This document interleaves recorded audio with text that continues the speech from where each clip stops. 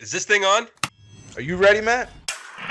You're listening to Box Office Bingers with Matt Diaz and Ernesto Santos. Good evening, folks. We have a wonderful evening's entertainment lined up for you. We know each other. He's a friend from work. Box Office Bingers. And the only way that I know how to do it is to find you a bloody good dump. He's my friend. I don't have friends. I got family. I can do this all day. You know, if you put your mind to it, you can accomplish anything.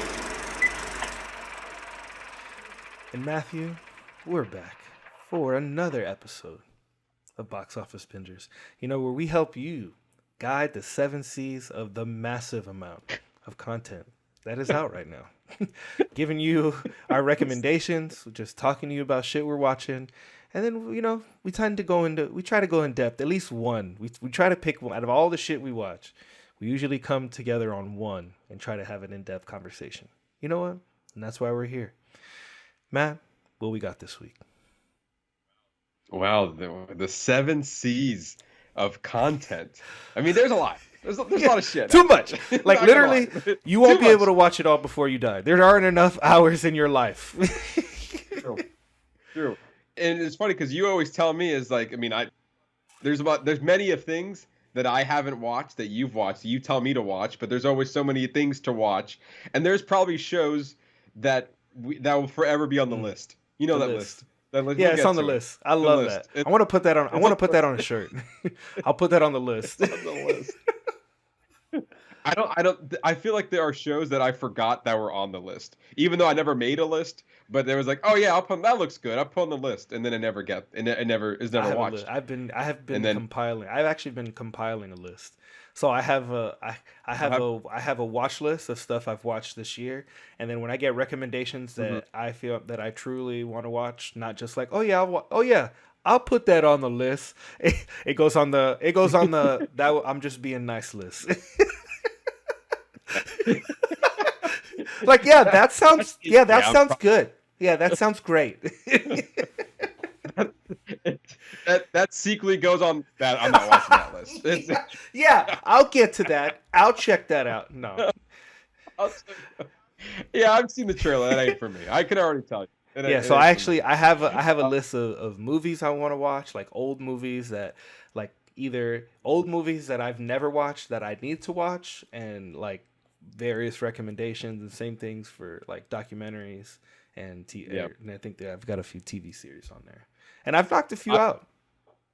Have you? Yeah, Extraordinary. I think we had somebody on, or it was you. It might not have been you because I was the one who told you about it, but I think we had someone on who recommended it. Because I had written it down. I wouldn't have written it down for nothing. Like, it came out of somewhere. Yeah. And I don't watch trailers, so. Yeah. Well, as you know, I have a list that I keep a log of movies I want to see. It's also like on the list. Like a physical, like it's a hard copy, people. Yes, I've seen the book. It's a real thing. It exists. But hold on, the book, how long is that now? That's 15. That's a 15-year-old book right there. Holy shit. I have a list of TV shows, and then starting last year, I was trying to keep up with the new shows that came out. So I have a list of shows that I want to watch, and then I have a list of shows that came out last year, and then I also am trying to keep up with the shows that came out this year that I still haven't seen yet. So that's kind of where that is, and the list is extensive. And I feel like that I will more in favor try to keep my movie list as low as possible, but the TV list just keeps growing. Yeah. And then that's not even counting the current seasons of the shows that I'm currently keeping up with. Those are just the shows I haven't even started. Yeah. It's ridiculous. It's a never-ending list. But you know what? At least, but that's where we're at now. I remember growing up watching TV, and like you had to wait till you had to go to the channel, the TV Guide channel, and you had to wait till the channel scroll. You're like, oh, that movie just started? Oh, that looks good. That's probably why I'm like, I feel like I'm pretty good on plots, because I remember like, damn, that movie sounds good. It's already 10 minutes in. I'll catch up. It'll be fine. But then you figure it out, because if it's really good, you go, ooh, you know what? I'm gonna go back and rewatch those 10 minutes. It's funny because we talked about this many times. We've been doing this for almost 3 years now. Yeah. So we've talked about this particular topic before of the art form of channel surfing, Yes. of just like discovering a movie. You don't discover movies anymore. At this point, it's our equivalent of recommendations from other people, or if we read an article saying that we should watch this movie. But the sense of just channel surfing, and then you see something interesting, because your button is about 2 seconds worth. So that channel got 2 seconds to hit your interest before you move on to the next channel. And you're like, nah. And then you're about to hit that button. You're like, wait, hold on. Huh. Okay, all right. Nick Cage?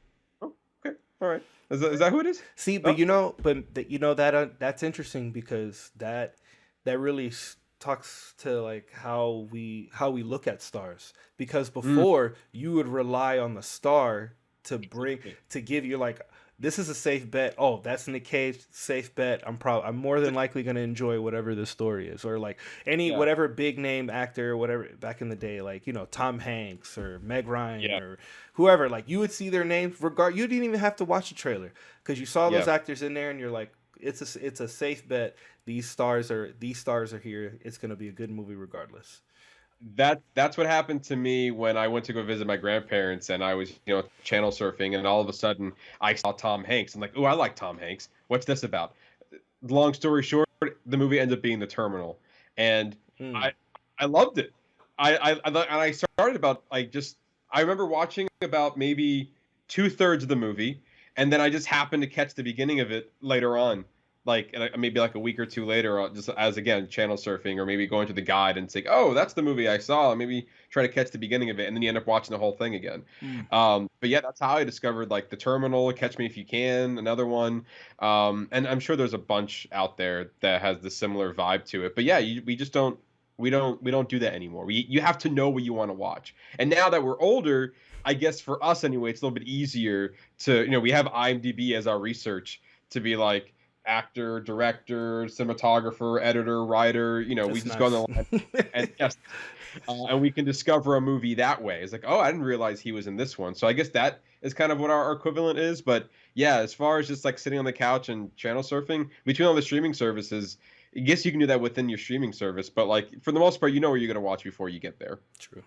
Odds Very are. True. But anyway, we're going to get off our soapbox about the beginning of this show, and we're going to be this week we'll be diving into our foreign film of the month, which we are diving into the Japanese anime Spirited Away by Studio Ghibli. And it's a studio company we've never really talked about before, but we know it's highly regarded in Japan. So I'm really excited to talk about this movie. This is, I believe, like probably their most popular movie out of that studio. Yeah, it won an Oscar. Yes, they won an Oscar for Best Animated Feature in 2003. And also a fun fact, it is the only non-English film to win in the animated category to win an Oscar in the best. It's the only non-English animated film to win Best Animated Film. Everything else since the award started back in 2001, it's been an English-speaking film. Oh, okay, I see. So it's the only foreign animated film that's won for best. Yes. For animated feature. Interesting. For animated feature, yeah. So I guess that right there already speaks volume to the film. And it was also, let me go into my notes real quick. It was, where is it? It was the highest grossing film in Japanese history before being surpassed by Demon Slayer the movie in 2020. So it held that title for almost 20 years. Wow. Interesting. Well, we're going to get into it later. Yes, as well as did you watch Pixar's Elemental? I did.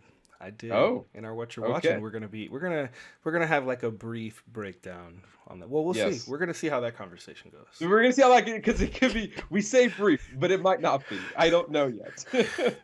Strap in, boys. Might be a double.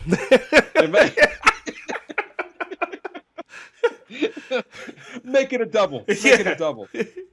And right now, before we do get started with the show, I do want to say the name of our director, but I'm gonna have Google tell you because it's probably the only time we're ever gonna say this name correctly. I think you should try it. I think you should do it first so that you can feel justified that you were right before we could hear you say it before Google says it. Okay, I believe it's because I heard Google say it a bunch of times that Spirited Away is written and directed by Hayao Miyazaki. And then here's Google's pronunciation. Hayao Miyazaki. See, you got it. That was yeah. I think pretty close. I think you psyched Hayao yourself. Miyazaki. I feel like you psyched yourself out a little bit. I think I did. I could feel it in your voice. I was like, he was saying it fine. Why is he hesitating? Believe in your greatness, Matthew. I'm going to keep this up for moments where I think I'm not going to get it right. Okay. But Hayao Miyazaki. I said it right pretty good. You did. Yeah, we'll clip it. It'll be pinned to the page. The one time you said it right. Yeah. So if anyone's questioning further on in the episode, they'll be like, well, at least they said it right earlier in the Exactly. But anyway, before we dive into our foreign film of the month and our What You Watching segment, of course, we got to talk about the latest entertainment news, and we have quite a bit to talk about this week.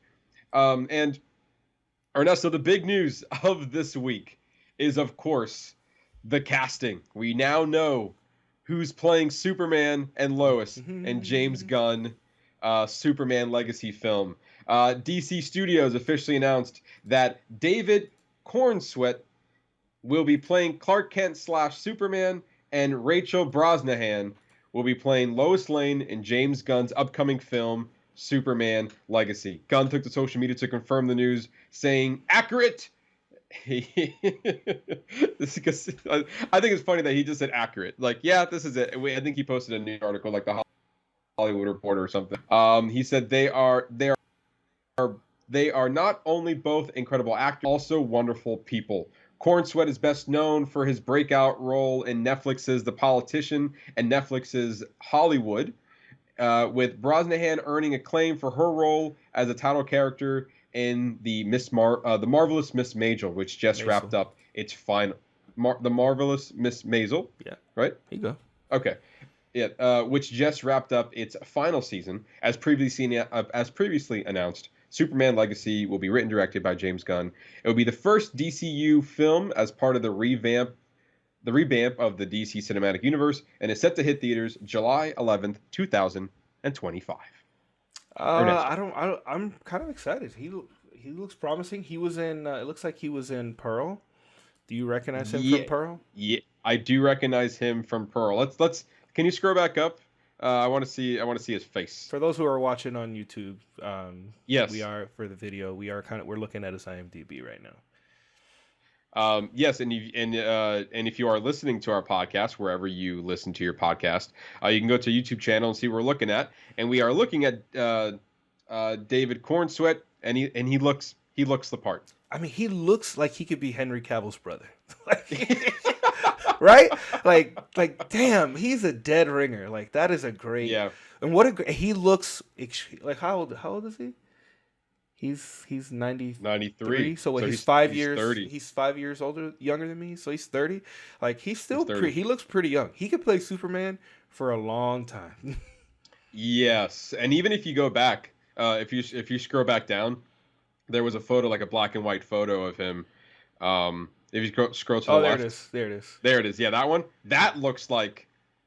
I mean, granted, obviously cut the hair and everything, and he doesn't have a beard, but that right there is a good photo of, like, if he can bulk up and be Superman. Absolutely. Easy. But I liked him, and he had a very small role in Pearl. He was the projectionist in Pearl. But I mean, he was the lead in Hollywood, and I liked him in Hollywood. He definitely has that leading man quality. And Rachel Brosnahan, I mean, she is the marvelous. I mean, she looks like Lois Lane, even when she would talk, like from when she would be Maisel. I felt like there was just something about her that was very Lois Lane. Like, I don't know what a better way to explain it, but like, another great casting. Like, she looks like she's Lois Lane. There were rumors actually leading up to this week of this particular news of other people who have been trying out for the role. The big one that's been on the headlines was Nicholas Hoult was the kind of the runner-up, so to speak, for the role of Superman. And a lot of articles are saying that he just got passed up for Batman and Superman because he went out for the role of Batman, and that went to Robert Pattinson. So I personally felt like when I was seeing those headlines, like, no, I don't see Nicholas Hoult as Superman. He played the Beast in X-Men. I feel like obviously he played like a smart character. Like a person that came from wisdom and then turned into the Beast, a younger version of the Beast. But for me, when I look at Nicholas Hoult, I can see, like, you know what, Nicholas Hoult, you're going for the superhero role and you're not getting it. You should be going after the villain roles. I think he would be a great villain. Not much of the superhero, like not much of the like Batman and Superman. I couldn't see him as that. But a villain, like honestly, before Paul Dano, Nicholas Hoult could have been a great Riddler. I believe he could have been a great Riddler. I think he could be a good DCU Riddler. I think Paul Dano fucking nailed it. I mean, yeah. And if you don't know, he actually wrote a companion comic book that coincides with the movie, and it is dark. It's really good. Is it good? I actually think the 5th book I have the first 4 issues, and I think the 5th issue just came out, which I got to go pick up. It's very good. He wrote it all too, so it's very good. It gives backstory to how he becomes the Riddler in the movie. Okay, that's if you like the movie. That. You know, if you ask David, David, he hates it. If you ask David, he said no, he's not a fan. He made it a point to tell me that he's like, listen, I've talked to a lot of other people, and they say they hate the movie too. I was like, well, okay. People must have hated it enough that they're making another one. So, so as we were talking, I thought of another good role for Nicholas Hoult as the villain in the DCU, and a character we haven't seen in a while. I think he could be a good Scarecrow.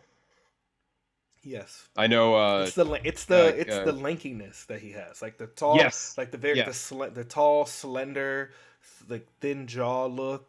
Like, I could see that. I mean, I could see him for the Joker too. Like, I could see him for any of those. That's true. The Joker, maybe. I feel like I'm not sure if he can pull off the Joker, but definitely Scarecrow, especially because if you look at him next to Cillian Murphy, there's a similar kind of physique there. Absolutely. But yeah, I feel like Nicholas Hoult. I mean, he's already been a superhero. If he's still trying to go after DC characters, I think his next battle is the villain. But anyway, back to our main leads here. I think this is a great casting. This is a great start for James Gunn's Superman Legacy movie that's coming out. Another 2 years away from it, but it's a good start. I'm curious now. The next big role to have here is who's your villain. Who do you bring in? Do you bring in Lex Luthor? Do you bring another villain? In this case, do you start out with somebody else before we get to Lex Luthor?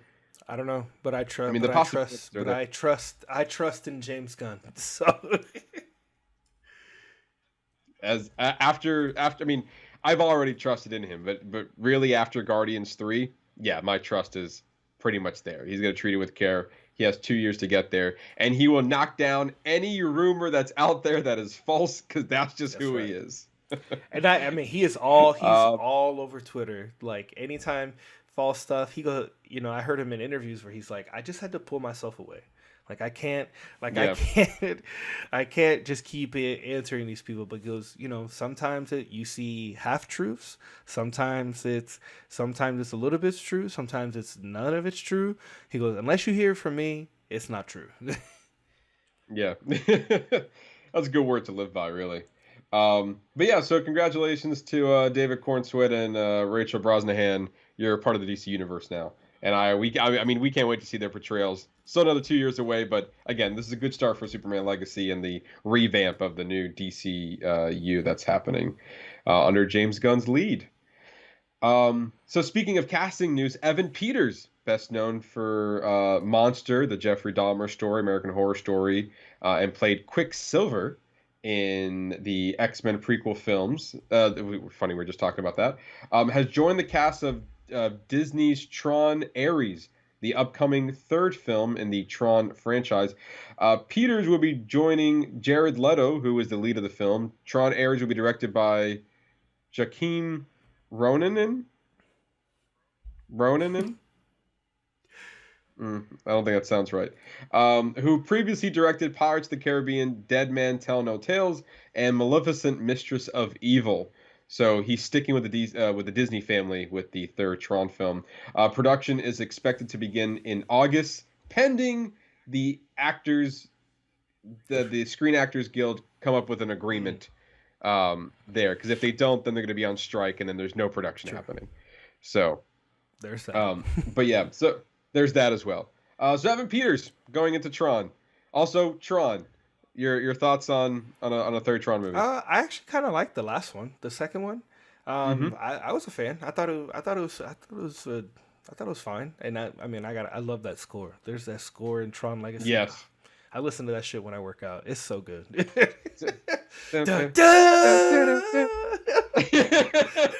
It's like, yes, I will race in the computer. It's a good ass score. Yeah, Daft Punk did it.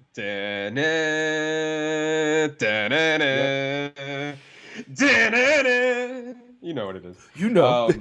But so I'm here for it. And I really like Evan Peters. I think he's a phenomenal actor. Yeah. I've been following him since American Horror Story. So I think and there's another star power. Like when you know that certain people are attached to projects, you're like, all right, like whatever it is, it'll be fine.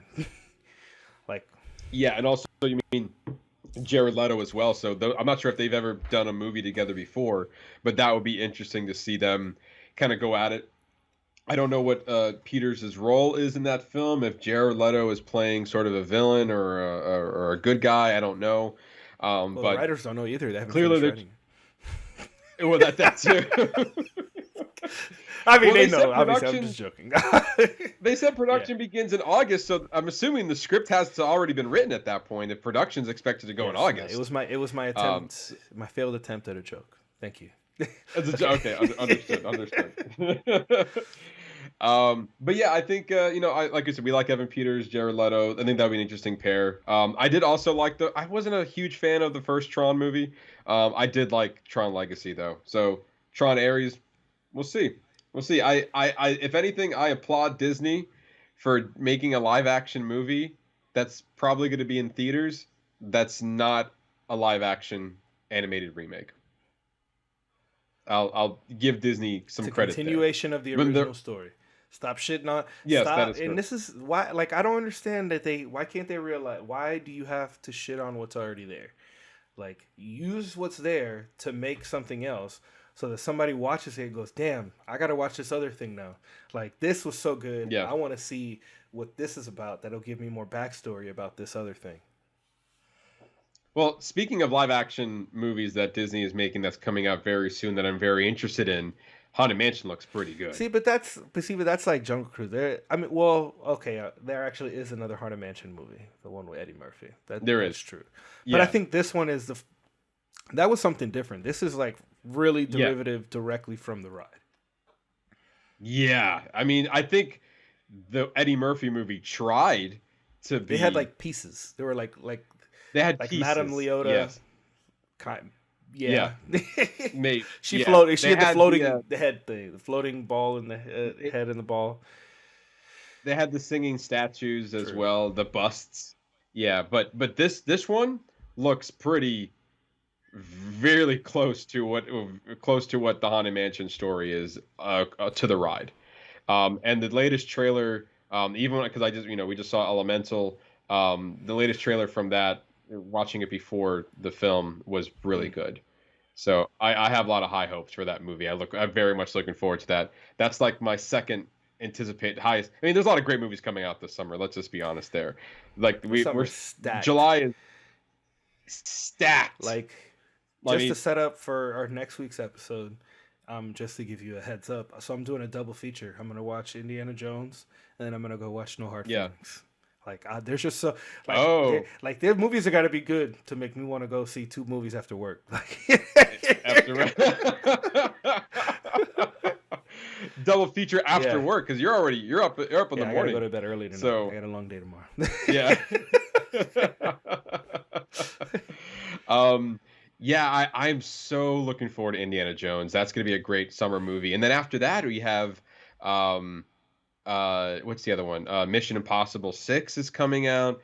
Oppenheimer, Barbie, Haunted Mansion, Gran Turismo even looks good. Even the new animated Teenage Mutant Ninja Turtles movie looked pretty good.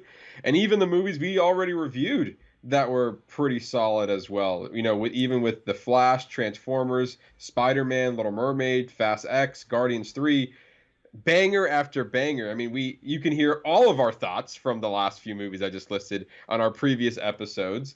Literally from The Flash was the only one. Was sadly that's sadly true. the weakest of the bunch, which I think the problem is that the movie unfortunately has too much baggage. I think that's just what it is. Yes. Like don't worry. Like But don't worry. also, I mean, like that's how I look at it. that one had a lot of baggage too. Also, I wasn't too thrilled about The Little Mermaid either. I mean, I liked it. I think I liked it more than you, but still. Yeah, exactly. That's yeah, and I liked it more than you, but also like it wasn't a top contender of the summer. Yeah. I'll say that much. I went into it like knowing that I think that's another one that I went into it with expectations. Like I wanted more Lin-Manuel, and I felt like we didn't get as much. That's You know what I fair. mean? Yeah. But yeah. But needless to say, I think just as far as like when you look at the summer lineup, it's great. Like no matter like whether despite our opinions about the films and the ones we are later going to review, just on face value, just on titles alone, it's a pretty stacked summer. I agree. And I don't know when Tron Ares is coming out. I think the last time it came out, I believe it was a December release. So who knows when this movie is coming out? But if production's coming out in August, then I'm expecting a sometime next year. If they actually start filming this year. So who knows? Well, a lot of it's going to be depending on this writer strike. So That's true. what's unfortunate that it's unfortunate that they haven't reached an agreement yet, and hopefully they do, so that these creatives can get paid what they deserve to get paid. But that being said, there's going to be a point where there's going to be like like we had a COVID gap of movies. I feel like we're going to get a little gap. We're going to get another little gap of movies. Absolutely, especially if the Actors Guild also goes on strike. Because if the Actors Guild goes on strike, then we have no movie. We for sure have no movie. So you're gonna have to figure that out at that point. But yeah, so time will tell. But I am optimistic about a third Tron movie. Well, I think we both are. All right, so moving on from that, producer Ryan Murphy, the producer behind hit shows like Glee, American Horror Story, and Monster, the Jeffrey Dahmer story, will be leaving Netflix at the end of his 5-year, 9-figure overall deal at the end of June, and is set to make a new home at Disney. Murphy is expected to reunite with Donna Walden, who worked closely with Murphy when she headed what was then 20th Century Fox TV. Walden is now co-chairman of Disney Entertainment, so you can see why she's probably going back over there. Murphy famously left 20th Century Fox TV back in 2018 for a $300 million deal at Netflix, becoming one of the biggest producers to sign with a streamer. That is a lot of money there, Ernesto, for Netflix to shell out for one person. During his time at Netflix, he produced hit shows like Hollywood, The Politician, Ratched, Halston, Monster, the Jeffrey Dahmer story, and The Watcher, as well as films such as The Boys and the Band, The Prom, and Mr. Harrigan's Phone, and documentaries including The Andy Warhol Diaries, Circus of Books, A Secret Love, and Pray Away. So needless to say, Ryan Murphy produced a lot of stuff for Netflix, and they're going to be getting a big loss there. Oh, definitely they are. I mean, just off of Jeffrey Dahmer alone, that was a huge hit for Netflix. I mean, people got awards. Evan Peters talking about him. He received I believe he got awarded for Best Actor in a Limited Series at the Emmys last year. I remember Hollywood. I watched Hollywood, which was a good movie. The Prom was talked about a lot. I don't think it got high praise though. A lot of people were talking about Ratchet when that came out. So yeah. But also Ryan Murphy going over to Disney, so I'm really curious to see what content he's going to be producing. Is it going to be for ABC? Is it going to be for Hulu? Is it going to be for Disney? I think the sky's the limit over there to see what Ryan Murphy kind of does next. So I'm interested to see what he has to do. Yeah. And he's produced great content for years now. We will see. So I mean, I'm wondering because I wonder where his audience is going to be because it's kind of like all over the place. I mean, you look at American Horror Story, just at Glee. Just total odds, opposite ends of the spectrum. And if Evan Peters goes back to Disney with Tron, who knows if they could be together on another project sometime soon as well. That's a very good point. And also, I mean, he's Ryan Murphy's also responsible for the show 911 that was on Fox, and that's still going strong. So yeah, he knows how to make a hit show and have people engage for literally all audiences. So again, big loss for Netflix, and this actually just goes to show what we were talking about Netflix. For a couple of episodes ago, we were just kind of screaming how Netflix was the big dog, top dog on the streaming world, and now we have creators kind of leaving. We see this now.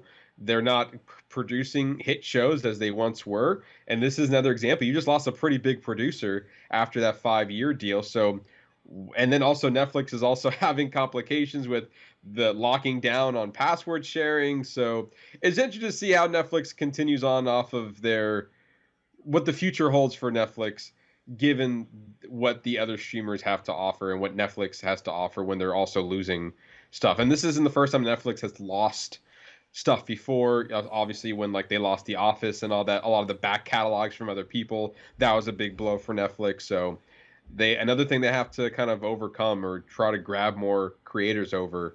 Because remember a couple months ago we talked about how they lost Mike Flanagan as well to Amazon, and he's producing all his stuff over there too. That's another big loss. Yeah. So time will tell on what Ryan Murphy does, or if Netflix is able to try to get another big grab. But on hindsight, it looks like Netflix is losing a lot right now. Yeah. But I am curious to see where Ryan Murphy does next, especially under the wings of Disney. He might produce some family-friendly content with under Disney, or maybe he's just gonna go to Hulu and be like, "All right, guys, more effed up shit coming your way." The next phase of American Horror Story. I mean, I wonder if what kind of show will replace that. I don't know. I mean, he definitely has an eye for great television. So, again, time will tell on what he has in store. But he's horror, musicals. He's kind of got it all. All right, so moving on, a couple months ago, we talked about how Michael B. Jordan wanted to expand the Creed franchise, and it was speculated that one of those projects would be centered around Adonis's Creed daughter, Amara. Well, it looks like that is happening, but instead of seeing that story told through a film or a TV series, that story is actually being turning into a comic book series. It's called Creed: The Next Round, and it's set 10 years after the events of Creed 3, a time when Adonis's Creed daughter, Amara, is beginning to build her own reputation in the ring. Adonis is now Amara's trainer, while Bianca, who's Adonis's wife, is her manager. But when Amara runs out of worthy challengers in her weight division, she defies her parents in order to seek out a trainer who can help her become as formidable as her father and grandfather. Creed: The Next Round appears to be a 4-issue run, and with the first issue priced at $4.99 is available to purchase right now in comic book shops and digital storefronts. So, Ernesto, we talked about this being. We thought it was going to be a film or TV series. Turns out this is now a comic book series. So how do you feel about that? Is that something you're interested in purchasing? Absolutely. I was like, ooh, what? But with that? What'd you say? Guess I'm going to have to make a run to the comic book store this weekend. Because that's definitely one I'm going to have to... I want to pick up the series too. I would love to read that, and if it's a good positive story that they set up for her in the movie, that when my daughter's old enough that she can read it. Yeah. So so I guess as a comic book collector, because if you look behind you, you see a couple of comic books. I see some that are greater right behind you as well. Are you more? I guess maybe it could be dependent on the comic book, but are you more of a single issue buyer, or are you like I'm gonna buy like a culmination? I Both, forgot what they like call a it. compendium or a Okay. volume. Uh, yes. Yeah. I'm both. I would like if there's a story or a creator, like if I have collected Batman 100 and it's from the cover from the artist I like, George Jimenez, that's signed by him, but also it's the first appearance of Ghostmaker is a new Batman. He's a new character. He was first introduced in that, and I just think he's like one of my favorite new characters that's in the Batman universe. So that's why I picked up that one. The other one is just like I got to meet Jeff Johns, and it was the first issue of his, and it actually has like a drawing that he did on the back cover, which I wish they put on the front cover. But that's like that's a whole another story from the other day. I haven't even gotten back the ones from MegaCon yet. They take forever apparently. But if there's good like DC has what I guess this is their Elseworld, but it's called DC Black Label, and it's like really dark graphic novels, but within the superhero universe. So like Last Night on Earth, it's that green one that's on the shelf over there. That's a Batman and like he wakes up in an apocalyptic world, and like Batman recreates himself, and he's walking around with the Joker head. Like Joker's his guide through this apocalyptic wasteland. Like it's just a crazy off like non-canon story that's just really cool. And there's a bunch of different other ones. The other one that I collected but I haven't had a chance to read is The Three Jokers. I don't know. It's same thing like movies. I heard it was a good story. I got really great recommendations. I have no idea what it's about, so I'm excited to read it. But those are just a few. But they're like Batman, obviously Spider-Man. There's certain issues, like certain key issues. Like if there's something that I really liked or really important to their arc, I'll collect it. Okay. Batman Venom, and it's like the first time Batman's ever he like injects the same venom that Bane gets. This is the first time that's introduced into the comics, but it's literally a story about Batman going through addiction. Like he has to go, like he literally locks himself in the Batcave and has to wean himself off of it so he doesn't kill himself. Oh wow! And it's all about, and it's like a really intense story. And I was like, damn, that's really good. I'm gonna go collect. So then I collected the whole compendium. I got I actually found all the single issues and I collected them. Okay, interesting.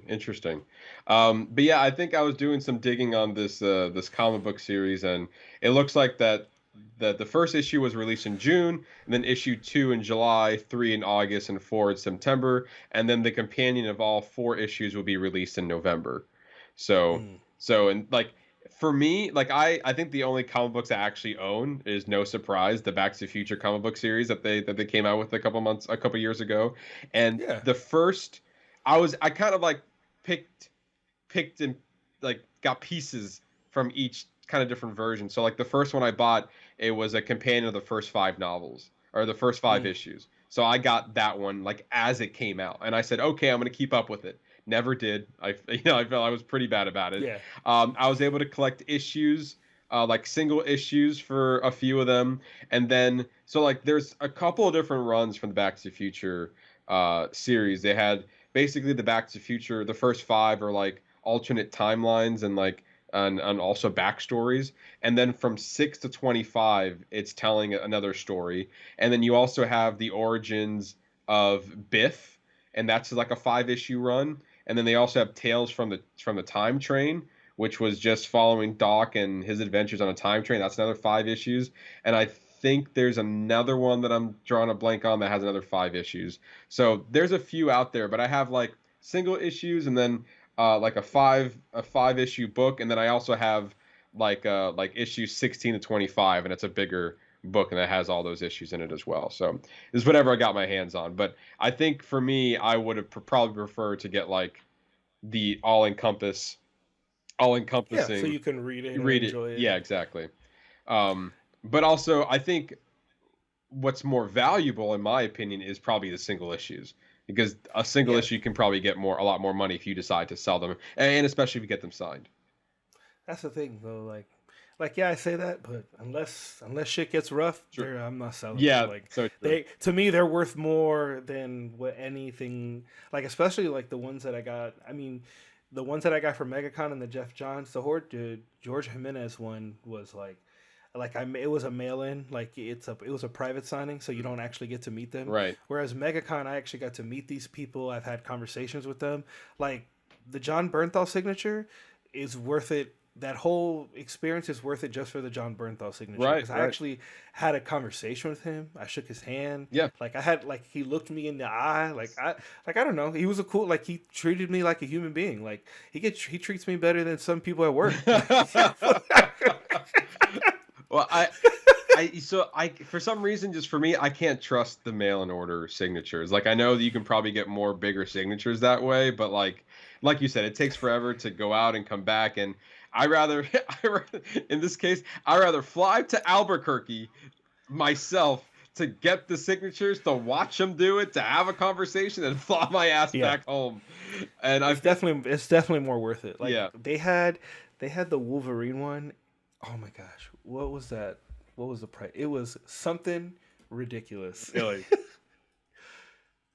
What was it like? You sent in a Wolverine comic book, and then who signed? No. Yeah, it's for Hugh Jackman. Oh, for Hugh Jackman. Oh, okay. Oh, that's a lot of money too. Let's see if I can pull it up real quick. Oh, here we go.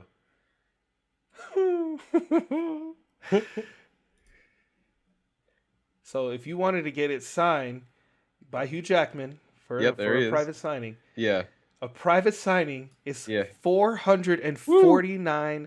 So $450, not including like shipping and handling and everything. So it's well over $500 to get it signed. Well over. You're probably looking about $6 at the end of the day. With the shipping, and you don't even get to meet him. Yeah, and like I understand he's a huge star, and like it's hard for them to come out and do things like that. They don't have time for that kind of. It's easier and more secure for them to just go to their office and go just sit down and bullshit with the people in the office and just sign shit all day. Yeah. Easy. That's like sign, boom, boom, boom, boom. He's literally going in 500. All right, 1,000. 1,500, 2,000. All right, that's lunch. Yeah, right. That was 60 seconds. That's like he's there. He's gonna be there like a weekend. It's like a weekend. Yeah, it's like 2 days of signing. But honestly, if that was me, I'm signing shit all day. That's easy money. You just want one signature, done and done. Let's do this. I mean, damn, I would love to have some Wolverine shit signed by Hugh Jackman. Sure, but I mean, he's also not that bad. He's also like really big of a star.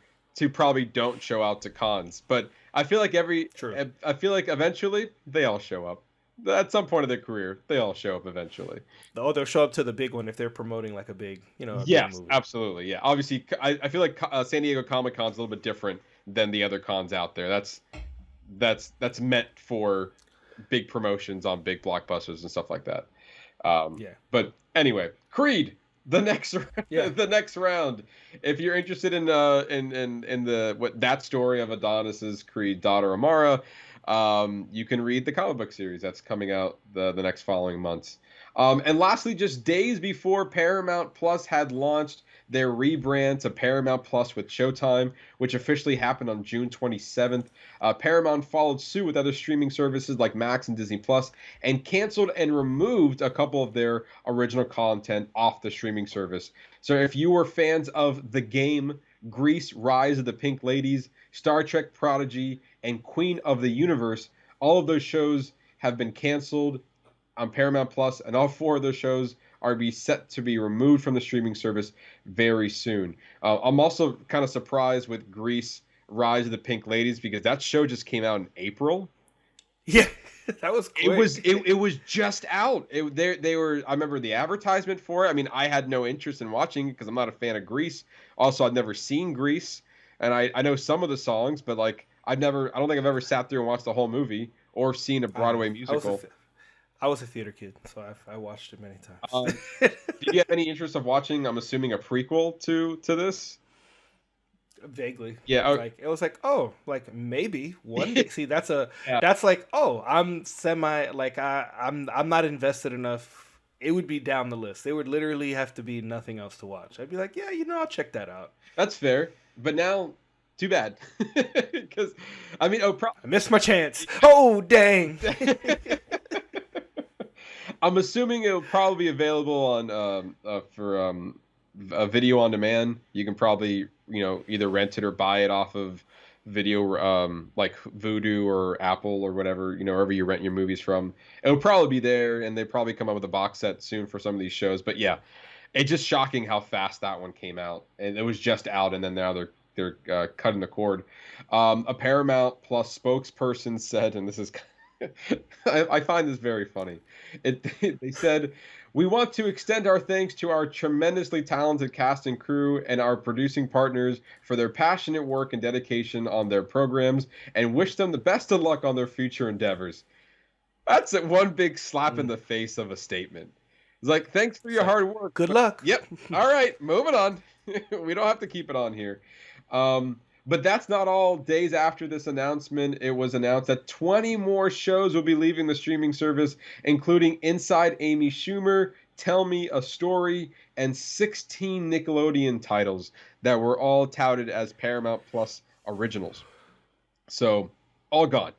So if you're a fan of Inside Amy Schumer, Tell Me a Story, or any of the other shows I just listed, very soon they'll be leaving Paramount Plus, which is what HBO Max did before they turned into Max, and Disney Plus just did this a couple months ago as well. So again, this seems to be a trend moving forward of no show is safe on a streaming service, especially their original content. You would think that the original content would be the one that's sticking around in perpetuity, but nope.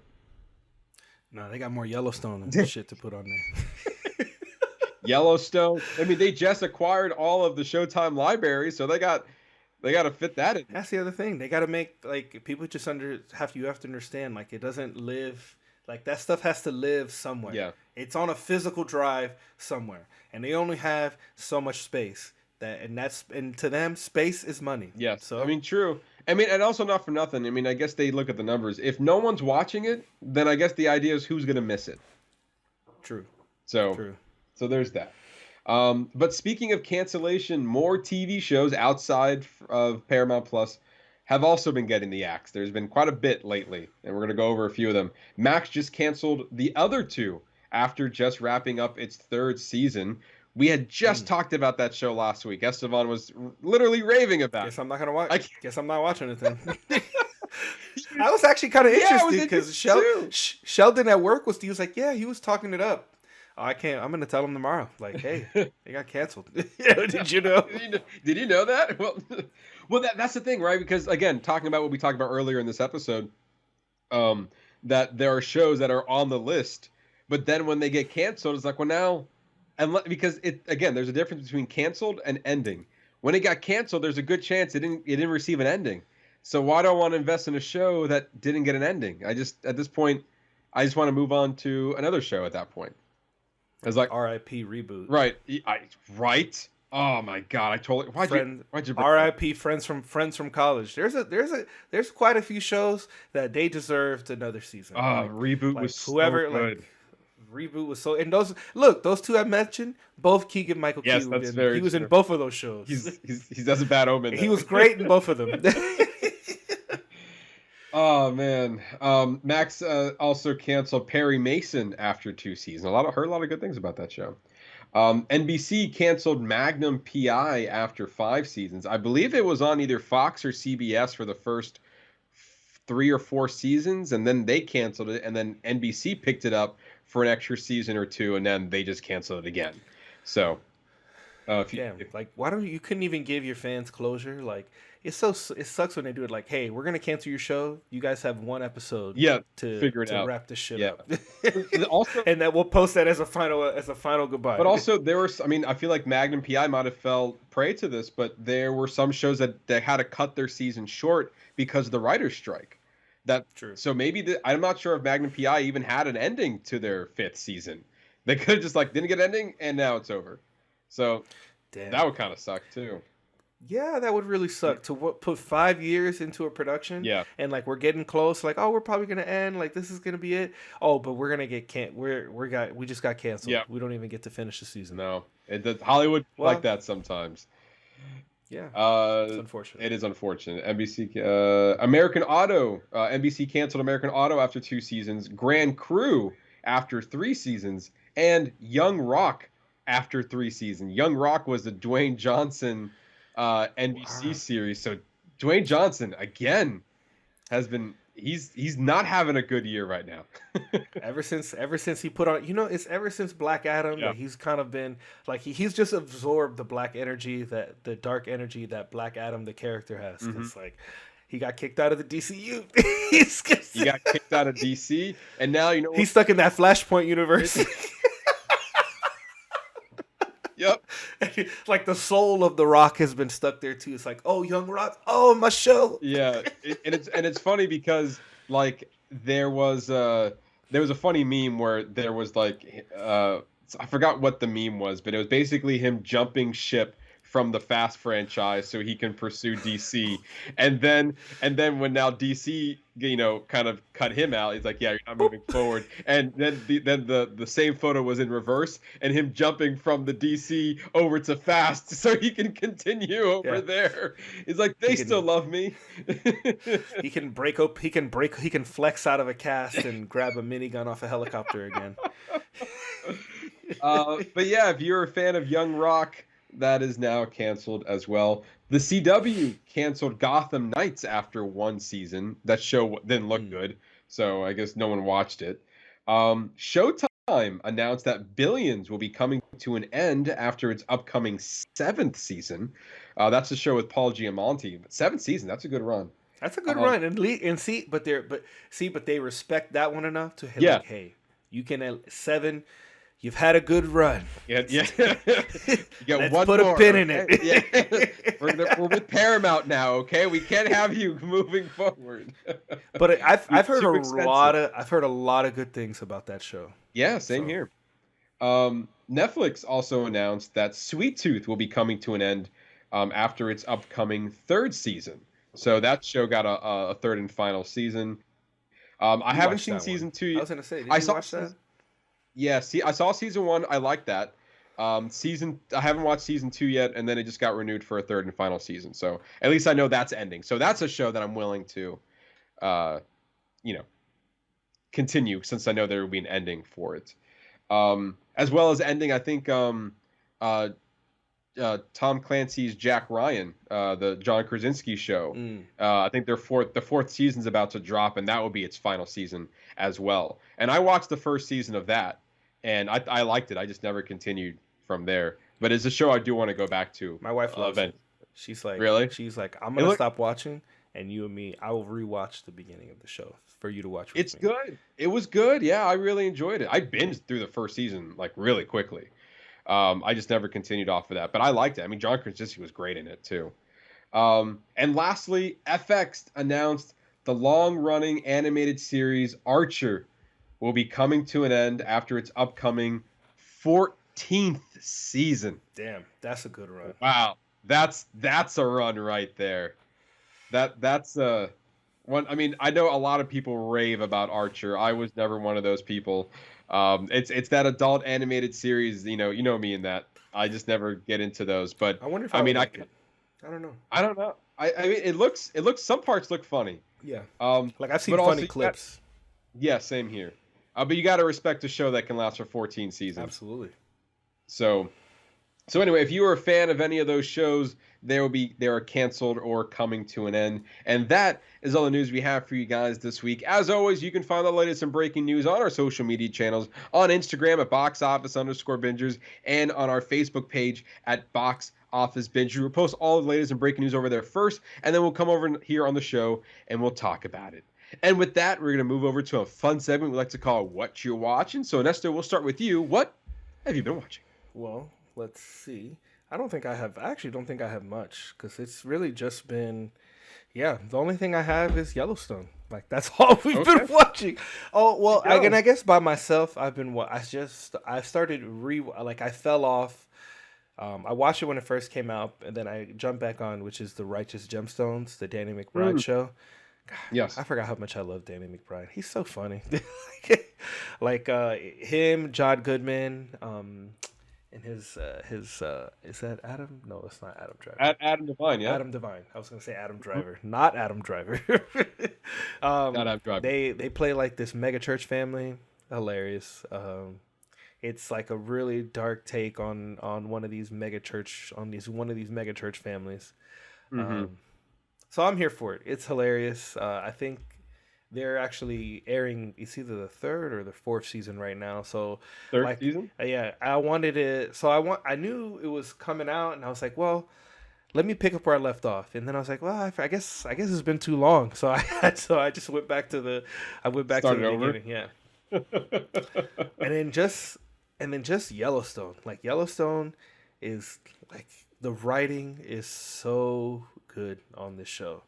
Like, and then like other people, I guess since I've been talking about it, other people at work now is like, oh, you should like Scott, who we know, he watched it. He said him and his wife are watching the prequels, and it's Faith Hill and Tim McGraw, and it's just he's just talking about how great how good it was. I was like, well, glad I got you to jump on.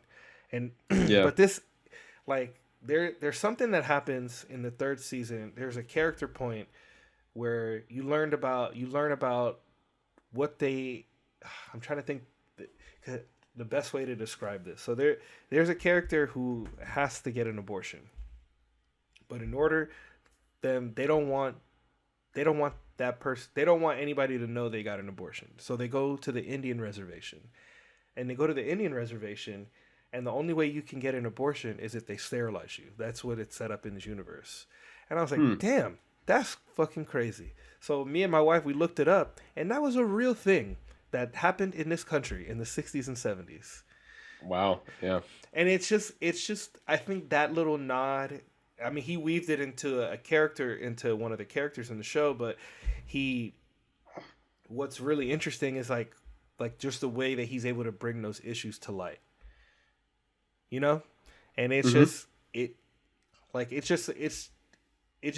makes the show more enjoyable. Obviously not the point, but the fact that he's able to weave in some American history and use it as part of his storytelling. Like it's not something that's happening now, but in this universe, at this place, that's where they do it. They still do that. Right.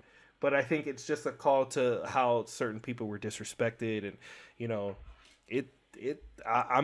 it gets me excited for what's more to come, because I feel like there's going to be more of those little nuggets throughout his show. And then maybe I've missed some that he's already dropped us, and this is just the first one that I've noticed. I mean, obviously in different contexts, but I remember when we watched Watchmen, and they threw in right at the beginning of the Tulsa massacre. Oh yes. And I remember everyone was like, "Was that real?" And it's like, "Sure was." Yeah. And what a great way for art to teach us, give us a teaching moment. Absolutely, especially when something was that popular. And obviously Yellowstone has gained popularity in this last few months and within the last year or so. So yeah, when you have these teachable moments where it's like, wait a minute, is this like when you start questioning if this was actually happening in reality, or is this just written in the story? When like you said, you looked into it, you discovered it, and you learned something about the history that, you know, now you're just more knowledgeable about what happened back in the day. Wild. And so it's completely wild. I mean, documentaries do the same thing as well. True. I mean, but this is different, that when you walk into a documentary, you know your subject matter for the most part. But when you kind of discover within a show, within a story, not only does it help you understand what happened back in the day, but it also helps you kind of in a way, what's the word? You get more invested into the story. Yes. What they're trying to tell. And that's what it was. Like that moment, like literally made us pause and reflect and go, damn, like we had a conversation about like how crazy is that, you know, some of the shit that used to happen in this country, what they used to do to different groups of people. But, you know, how great is it that this creator is not only giving us entertainment, but is also educating us on some of the crazy shit that's actually happened here. Yeah, and especially if a show can do that, then it's a win-win, really. Yes, exactly. Yeah. It adds more. The content has more value. Yes, absolutely. But other than that, that's all I got. That was like, I mean, we just Sorry. watched that last night. Now that's like, so Yeah. that was like just that Pretty whole fresh. thing. I was like thinking about that for most of the day. I was like, wow, like Yeah. like I just great like that. That's how you know you're watching great writing when it just Sure. when it sticks with you well after you've seen it to the point Oh, where yeah, you want to absolutely. have conversations about it. Yes, yeah, absolutely. But yeah, I've haven't been watching much either. But I did manage to watch. Well, I shouldn't say. I don't say much, but also there's not many things I can talk about. Anyway, I saw the whole third season of Dave, which was 10 episodes, Oh, 30 that's right. minutes. Yeah, that's right. Yeah. It was 10 episodes, but there were 30 minutes each. Mm. So like, define if I watched a lot or not. I guess that's always the question there. It's 5 hours. It's about 5 hours worth. But Ernesto was so good. Yeah. Dave season 3 was, I feel like, in a way they kind of cracked the code of what how they want to tell their story. Ooh. With where I feel like season 1 was a little bit in a way, season 1 was kind of like ridiculous comedy. Season 2 was like, we want to start telling, we still want to be a comedy, but we want to start telling a little bit more serious stories in a way that has some thought behind it. Mm. And then season 3 was a good mixture of both. You had both your ridiculous comedy and your thought-provoking scenes and episodes and things to reflect on, and you had a behind-the-scenes look in the music industry, and they had a bunch of cameos that I was not expecting to pop up in it. And there was one that featured, which it kind of, I guess I can spoil it here. I'm not sure if you're ever gonna watch it. Eventually, but you can spoil it for me. It's Yeah. The last episode of the third season, there was what I thought was going to be a cameo from Brad Pitt, and he was there for the entire episode. And it was the longest episode he had, and it was about 50 minutes long. Wow. And it was beyond ridiculous. We're talking like Inglorious Bastards ridiculous of an episode. I mean, you can just probably watch that episode alone and just be perfectly fine with it, because it also dives into like crazed fandom, very similar in a way to Swarm. Ooh. Just in the sense of like, not like a fan is willing to kill for the artist that they love, but it's more of like the crazed fan getting to meet the artist that they love. And how do they react, and like how that may not be good for their mental state and all that good stuff as well. Does Brad Pitt play the fan to Dave? No. I mean, Dave is also the artist. So it's funny. So okay, going back to give you some pretense in the episode. There was a song that he's also like a parody writer for music as well. I mean, Like you a listen Weird to his, Al? if you have. He's kind of like the modern day Weird Al, but he's like a Jewish rapper. That's his stick. He's a Jewish rapper, but he's really good at it. Pillow And he's Talk. also yes, exactly. Pillow Talk is a great example of that. Earth, if you ever listen to Earth, that's a great song as well. But funny enough, he's only come out with one album, and that was back in 2015. But what's interesting is that in the last 3 seasons, he hasn't produced any music, but not for you to listen to. It's been incorporated into his shows, like his episodes. So like you hear bits and pieces of songs that he's written, but it's all for the show. And he later came out and said that, I know my fans have been asking a lot of me for the music that's been in the show. I haven't released them yet. Some, you've probably heard maybe 30 seconds of a song, or maybe even 5 seconds. You might have heard like almost a full version of a song at the end credits, but you haven't listened to the whole thing. So he says coming soon, he's going to be releasing the Dave album, which encompasses all the music you've heard in the last 3 seasons. Oh, are you excited for that? So I'm excited for that, because there's a lot of great songs that I've heard that I haven't been able to listen to, but you had to go watch the show to listen to snippets of it. But what's great about it is that he was able to kind of mix in the two together. He was able to write music, but he was writing music and songs to incorporate what he wanted to do with the show. So in that case, there was a little bit of added layers to it that I now in the future get to appreciate it, because I know where the context is coming from within the show as well. But there is a song that he wrote that he was like that he wanted his crush to be like Rachel McAdams. Like that was like something along the lines of like Rachel McAdams. And so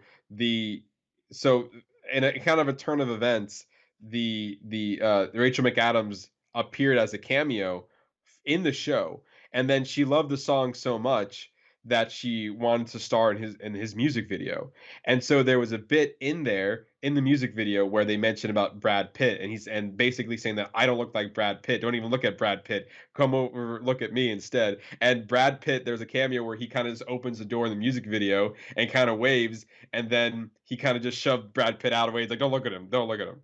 And so at the end of the music video, as you see it filming, he just kind of walks up. He's like, hey, Rachel," and he's like, "Oh my God, Brad Pitt, thanks a lot." And he's not really giving him the time of day at all. He's like, "Thanks for," and he goes, he's like, "So that's it? That's all you want me to do? You just want me to walk in and wave my hand, and that's all you got for me?" And he goes, "Yeah." And he goes, "All right, easy day." Moving on, he moves on. And so that was pretty funny. And then they talked about Brad Pitt was like, "I'm thinking about making music." He's like, "Really?" He's like, "Yeah, yeah." He's like, "I kind of, I'm thinking about making an album." He's like, "Oh man, just come with me and and we can collab on do something, whatever." And so the funny part about that was that was it. It could have been thrown away. The end of the joke was over.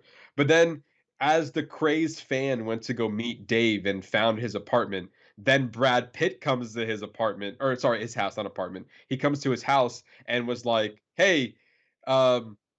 So that album we talked about, you want to do it now? And so then that's kind of where the craziness kind of follows after that. So it's a really fun show. I mean, I binged through it really easy, and I had a really fun time with this season. There's also another episode about making a music video, and so that was interesting. And then there was also about like him going on tour and how that affects like you as an artist as well as dealing with fans. Also, he's trying to look for love as well, and so like how can you trust if this is the person that really loves you as a person instead of as a fan. So there's some really good stuff that's kind of weaved in there, as well as you have a person who's just like, I really want to focus on my career. So there's a lot in there within the last 3 seasons, but I really enjoyed it. Season 3 is probably one of some of their best work so far. So there's that. I mean, if you haven't seen it, it's all on Hulu right now. I highly recommend it. But it might not be like the first season might not be everyone's cup of tea, but if you get past that, there's a lot of good stuff that follows after the first season.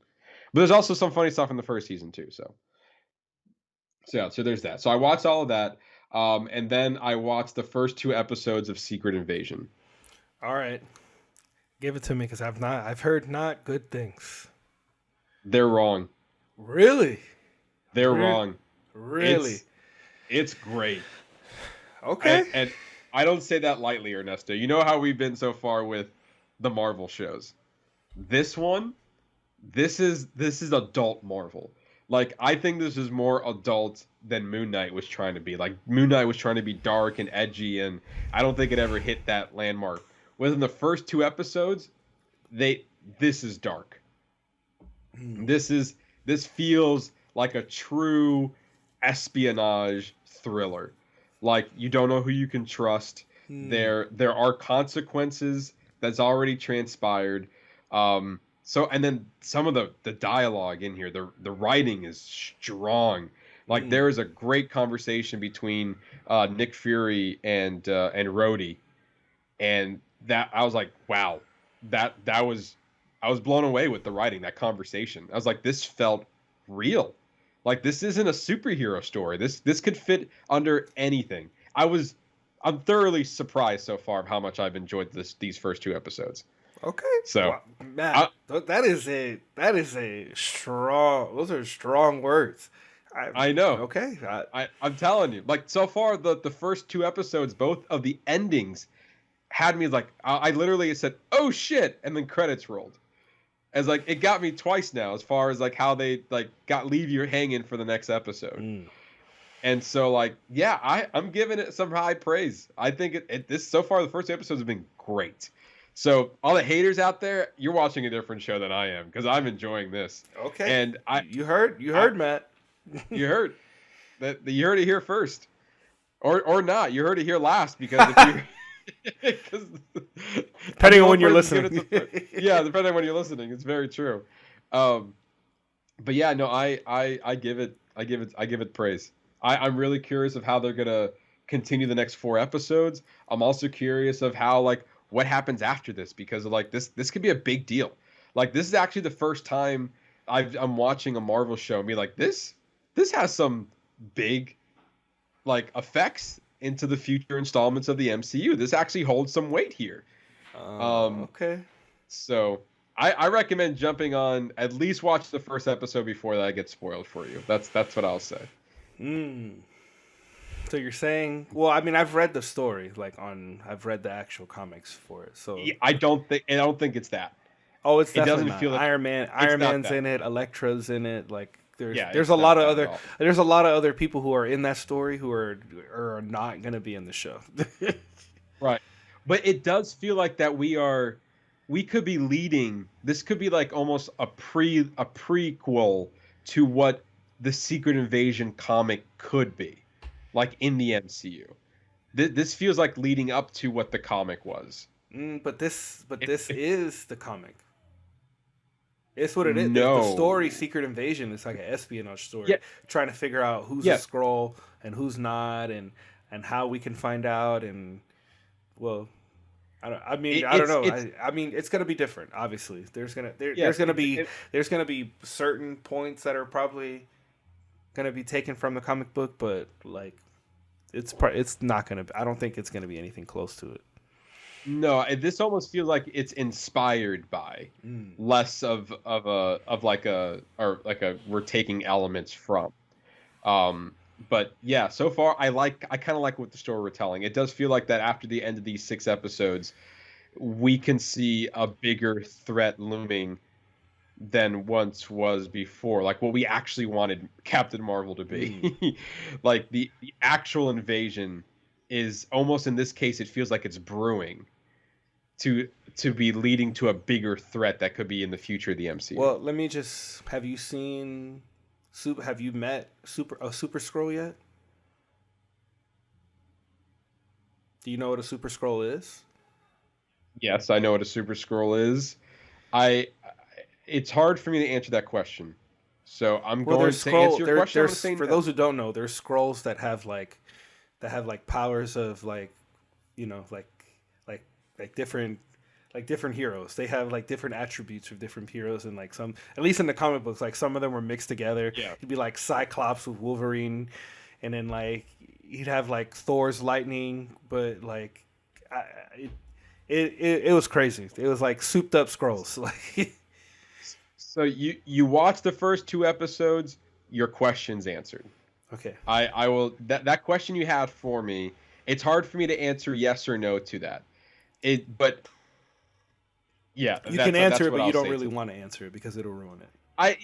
Correct. Okay. By me answering your question will spoil what happened in the first 2 episodes. So like, yes. I already have a theory. Okay. You either find out a hero is a Super Skrull, or a Super Skrull kills a hero. Neither of which is that. Okay, good. Well, then I'm glad that I'm wrong. Yeah, we're not there. We're not there. Okay. So I feel we are.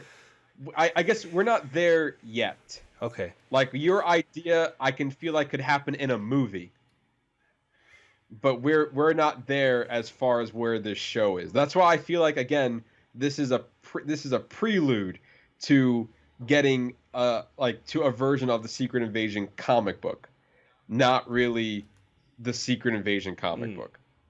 Okay. But I'm invested. It got me hooked already. So I'm here week to week on this. Okay. I'm ready to go. You should read the story. You should read the comic book. I mean, it's a good. It's a great story. Yeah, I from what I've heard, it's also a great one. But yeah, that's pretty much all I've been watching. Just those 2 shows. So now let's kind of dive in briefly into our spoiler review on Pixar's Elemental. I was surprised at how much I actually really enjoyed this movie. Can I tell you, I had no expectations, and I was like halfway through the movie, I looked at my wife, I go, damn, this is a good ass movie. Like, it's just, I thought it was really well done. I mean, there's a lot of great elements. I mean, the production design of using the of showcasing all the elements, like how the train is really run on a river, but it splashes down, and like how certain houses are made out of trees, and I don't know. Like, I was just here for all of it. Like, and like showcasing as fire as being immigrants. They were talking that weird ass language that nobody else could understand. Like, yeah, I don't know. I felt the writing was good. Like, I connected with the love story between Wade and what was her name? Ember. Yeah, I really enjoyed it. I thought it was really well done. I mean, the animation is beautiful. It's like that nice Pixar animation. Yeah. What did you think? I loved it. Right?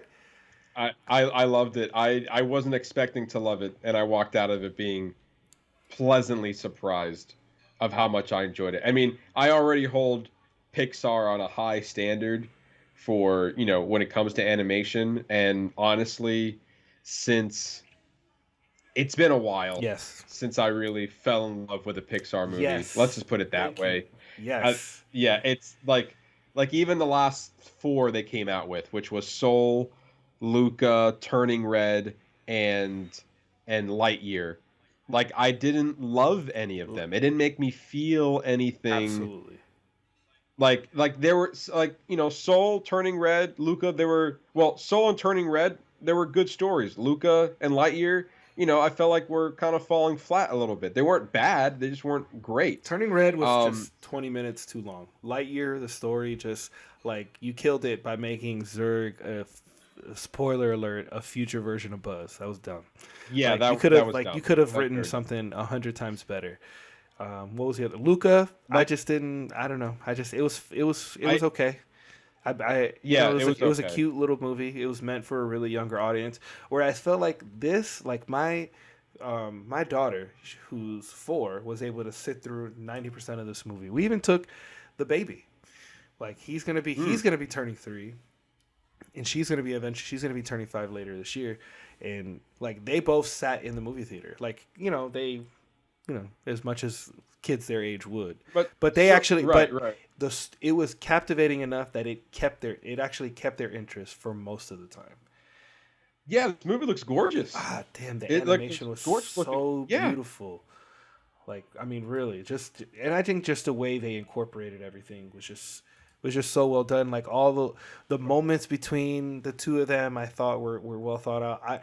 One of my favorite scenes is actually from the trailer, when he makes him eat that whole thing, and like, it hits him, and then they bring that back up later. He's like, I love spicy. He's like, I love it. Like, I was here for it. I like what was not in the trailer would literally happen immediately after that scene, where he's like, you know what? When you get behind how hot it is, it actually tastes pretty good. And then he was trying to meld it into his own, like, in his case, he was watering it down so he can enjoy it. And then, the father freaked out. But honestly, I wasn't expecting, like, I think with this movie, it hooked me right in the beginning. I was 100% not expecting this to be an immigrant story. Yeah. This is exactly what this was. I was like, wait, what? Yeah. I'm sorry, what is this? And even for, like, different generations, seeing, getting the point of view from like my parents who immigrated over here. Like, you get to see like what it, like, maybe a point of view that maybe some immigrant families have had. Absolutely. I mean, this 100% feels like from what I know from American history, this is like the immigrants coming to New York and starting to build a new life, because where they was not great. And they wanted to build a new life here in America. And I was like, wow, okay, so this city is New York City. And they're traveling by boat, and you see like all the magic and the wonder, and it's like, oh my God, look at all these different cultures that are here. And even as far as like, your kind aren't welcome here, they were kind of shunned. Yes. They were not appreciated. It's like, this story's deep, man. Absolutely. It's a lot deeper than I expected it to be. This is Pixar level storytelling, Pixar level animation. I felt like that I had put that type of storytelling and animation on a high pedestal for a long time, and then over the years, I've just been bogged down. I was like, you know what? I guess we're just not there anymore of what what Pixar used to be. And then they came out with this movie, and I was like, damn, They got suck me. back to getting Right? it. They got me. Like I mean, literally we walked out of the movie. We go, this movie is 100% becoming a part of the collection. Like it was just so good. And actually, not only was it an immigrant story, but it was also an interracial dating story. Absolutely, it was a love story. It was a love story. Biracial love like story. I was like, damn. Like, and they found a way to use. See, but this is just really clever storytelling. Like using the actual the elements as a way of describing, like, being different, like different races, different different people, right? And then even like going through your family, like accepting it, and like what's interesting is that like his family was just so welcoming, and then like her family was like so like almost just so judgmental like the whole time. Because of them being immigrants and coming from their point of view, like they have a very standoffish point of view. But also, like, they didn't experience like the fire. I don't know. They didn't really call them something, but the fire. I don't want to say Fire Nation because that's Avatar. Yes. So the fire community. Let's go with that. The fire community had a little bit of a struggle, more of a struggle in this new elemental city is what I'm going to call it. And they struggled more. So yeah, they're going to be very territorial to, being either not liked by other people or kind of owning what they have and respecting what they have. And even the sense of like, my dad risked a lot to be here. It's only right for me to kind of continue his legacy. Like that's I feel like that's the right thing to do, or else I feel like a failure to not continue on what my father built, because then it feels like you're coming off as selfish. Whereas it is about like finding your own voice in it as well, especially for Amber. Like she's like, you know what, because she was also limiting herself within her town, within the fire community. She was like, she wasn't willing to explore because the outside world wasn't allowing her to explore. Yeah. Like she was pretty much they were being segregated. They're being prejudiced all over. I mean, the whole thing with the museum. No embers. Exactly. No fire. No fire. No fire allowed. And so, yeah, you can understand that when you were told no for the good majority of your life, then you're just kind of this is my safe space. Is right here in this fire community, and then you meet this water guy, who all of a sudden is nice and welcoming. And, pretty much kind of like, hey, come over to this side where people accept him at least. Yeah. But by accepting him, an association can then accept her as well. And then she's able to explore the, what the world has to offer, and kind of finding your own way within this complicated world of the elements. Yeah. Go ahead. No, I was just going to say, like, in him, like showing her greatness, like hey, you can do this and this and this. Like you don't, like, why are you limiting yourself? Like, and that's exactly what a partner does. Like they see the best in the other person, and it's about and actually, what a great way to show a healthy relationship, that it's about you building each other up. Like, and that's exactly that's from the jump. That's exactly what they showcase throughout the entire film. It's like, so, kudos to Disney for showcasing healthy relationships. Like, yeah. And also, like, I wasn't even expecting, like, the creativity of her making glass, like, as part of a career. Yes, that was great. Like, for me, it's just like, oh, that's just what, the fire community does. Like, they're able to wield, like, fire into glass and kind of conform it to what they need to do. Yeah. But when you think about it compared to everyone else in the other communities, that's a rare art form that they can even do. So the fact that she's able to kind of in a way, well, what do they call it? It's what do we call it? It's there's a name for it, where they make ceramic and blowers, fire blowers. Like there's been a show on. I don't know. Yeah, I don't know. There's even a show on Netflix. Yeah, there's something along the line where like that is a career, that's an art form, that is like you can mold fire to create glass to create these grand shapes. And I like Oh yeah, you're right. it Glass blowers. what are they called?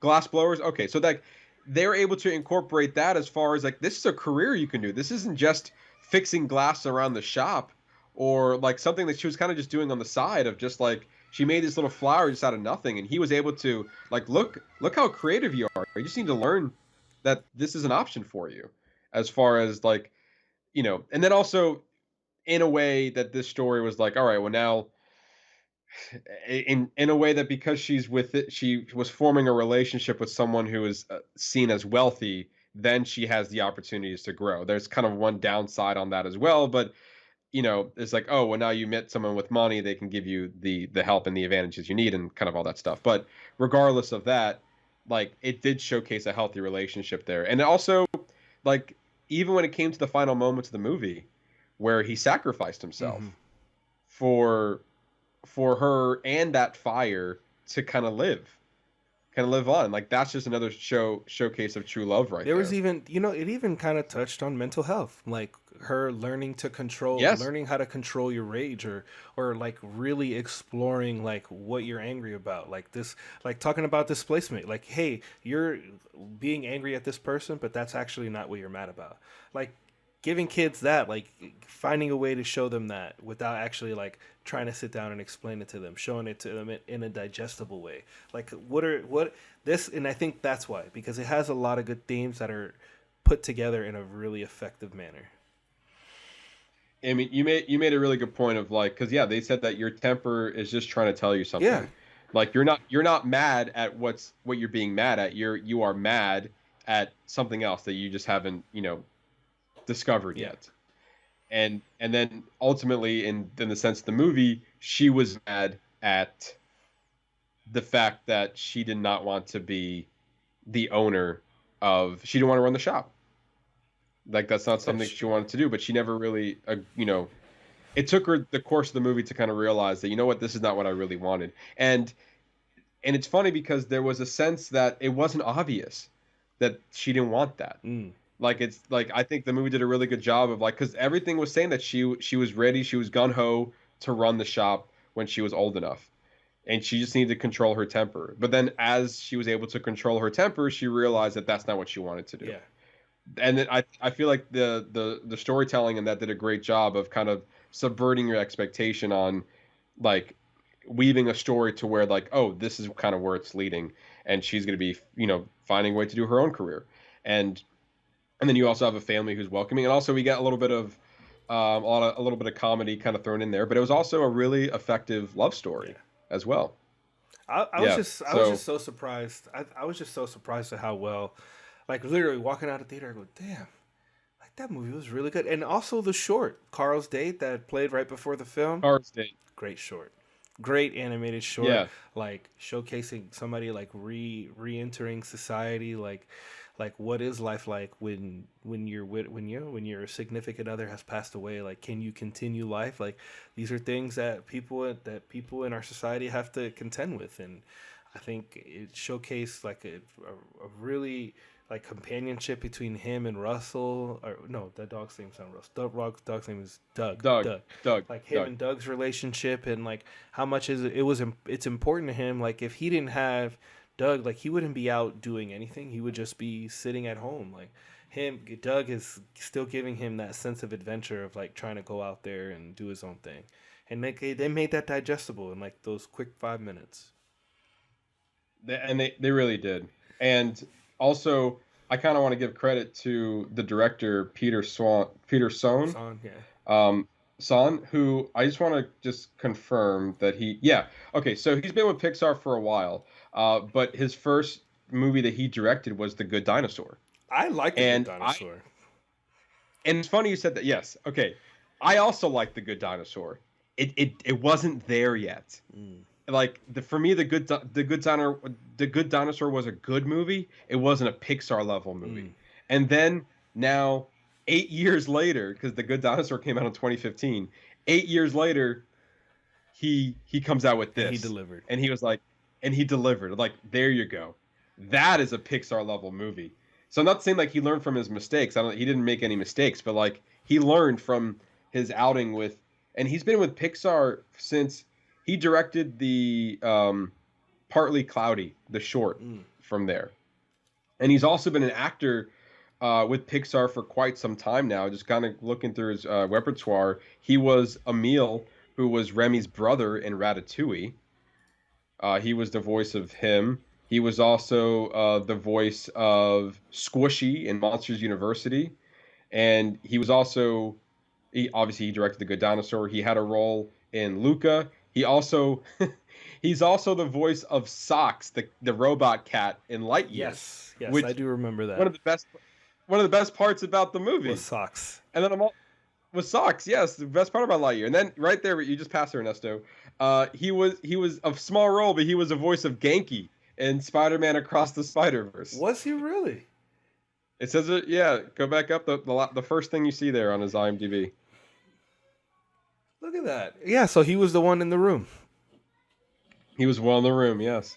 So not only is he now coming up to be a great director, he's also a pretty good voice actor as well. He's a good actor. He definitely as well. is, because Socks was the best thing about Lightyear. Yeah, absolutely. And I love Squishy in Monsters University, so he's able to kind of get that. He's able to use his voice very well to bring out comedic characters, and he also knows how to direct. So I give Pixar and Elemental high praise. Absolutely. Like I feel like it definitely should be nominated at this year's Academy Awards. The same thing. But it's like, it's weird. I mean, okay, let's look at it this way. I think Elemental had a better story than Spider-Verse. But Spider-Verse is no match. I'm sorry, but Elemental is no match for the animation that was in Spider-Verse. Oh, that's true. But I think it at least should be nominated. Even if it doesn't win, it should at least be nominated. It was a great film. I mean, great film. It was like, to me, this was one of the bigger surprises this summer with everything else that was coming out, because like of what Pixar has been putting out lately. We basically wrote it Pixar.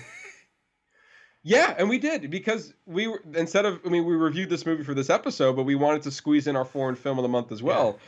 So that's why we put it in as a secondary. But now I don't know. I feel like I'm talking more about this movie than I might for Spirited Away. I haven't decided yet. We haven't gotten there yet. I mean, I have some things to say about Spirited Away. Yeah, but I do feel like I had more to say. Well, just because I can relate to Ember as being like a first, because she was born, and what I thought was interesting is that her mom came over pregnant, but she was born here in that world. So she's the first generation born, natively born at in that country. So she sees it. That's me. My parents, they immigrated from here, and I was born here. Yeah.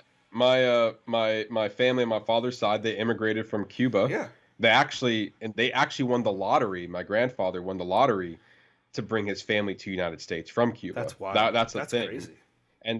And so then my father, who was also born in Cuba. So essentially my brother and myself and my sister were the first born Americans here as well. So like, it's 100% a relatable story for myself as well. And my mother, my mother was born in Guyana. Same thing. So my mother and my father were not born in America. So I am on both sides first American born, which this kind of feels that kind of story. What's also crazy, I feel it's a small detail that easily could have been missed. But when Amber was meeting Wade's family for the first time, and they were kind of like, here's my family, and they just kind of sat down at the dinner table.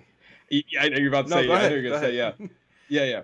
And there was a line that's in there. It's like, wow, you speak so eloquently. Yes.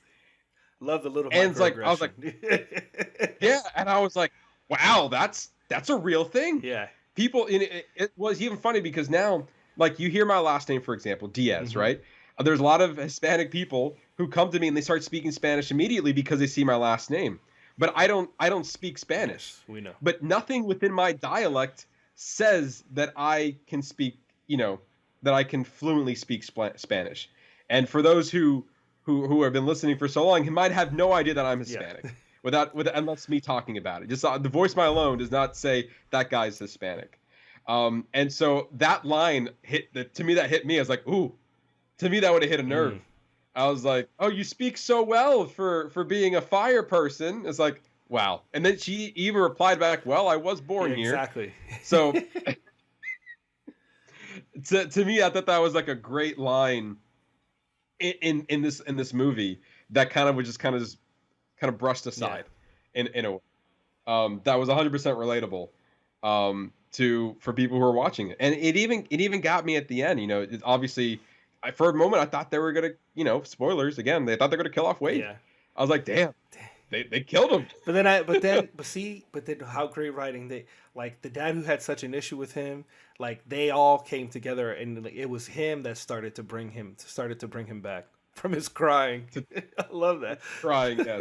And it was also just great, just utilizing the elements in that story setting. It was like he was evaporated, but a little bit of moistures were still in the air, so he's able to kind of come about that way, so for him to not really die. And then even at the end of the movie, where, and again, a movie's just as strong.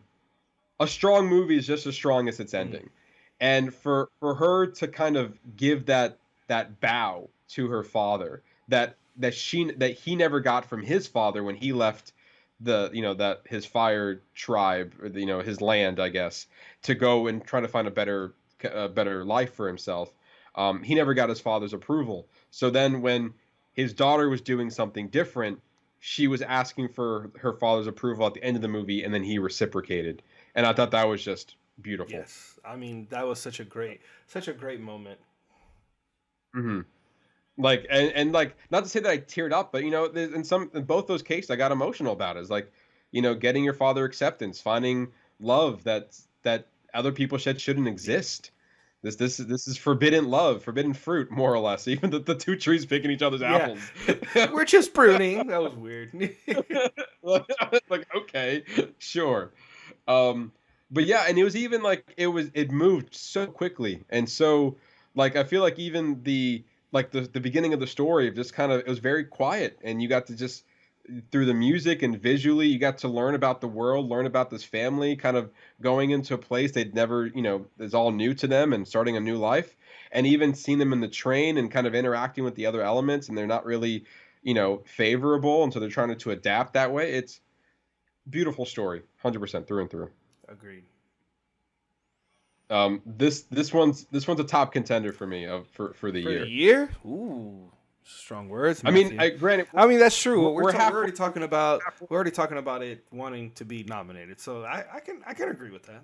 I can agree with you. Yeah, I mean, I think right now my top 4 movies of this year, as we approach the halfway mark, 3 of them came out this summer, and the top 4 for me is Guardians, in no specific order, but Guardians, Spider-Verse, Elemental, and Air. Ooh, I don't know yet. It's definitely Creed 3's up there for me. Definitely this one, Spider-Verse, and definitely Guardians. I'd have to really go over my list to give you an accurate response, sure. But just off the top of my head, those are the top I'm thinking. Yeah. So anyway, I guess in this case, that's our spoiler review on Pixar's Elemental. But now, so I guess in this case, as we teased earlier, this is a double feature, y'all. We're going to be diving in to our second spoiler review, our foreign film of the month, which is kind of an association to the animated conversation we were just having.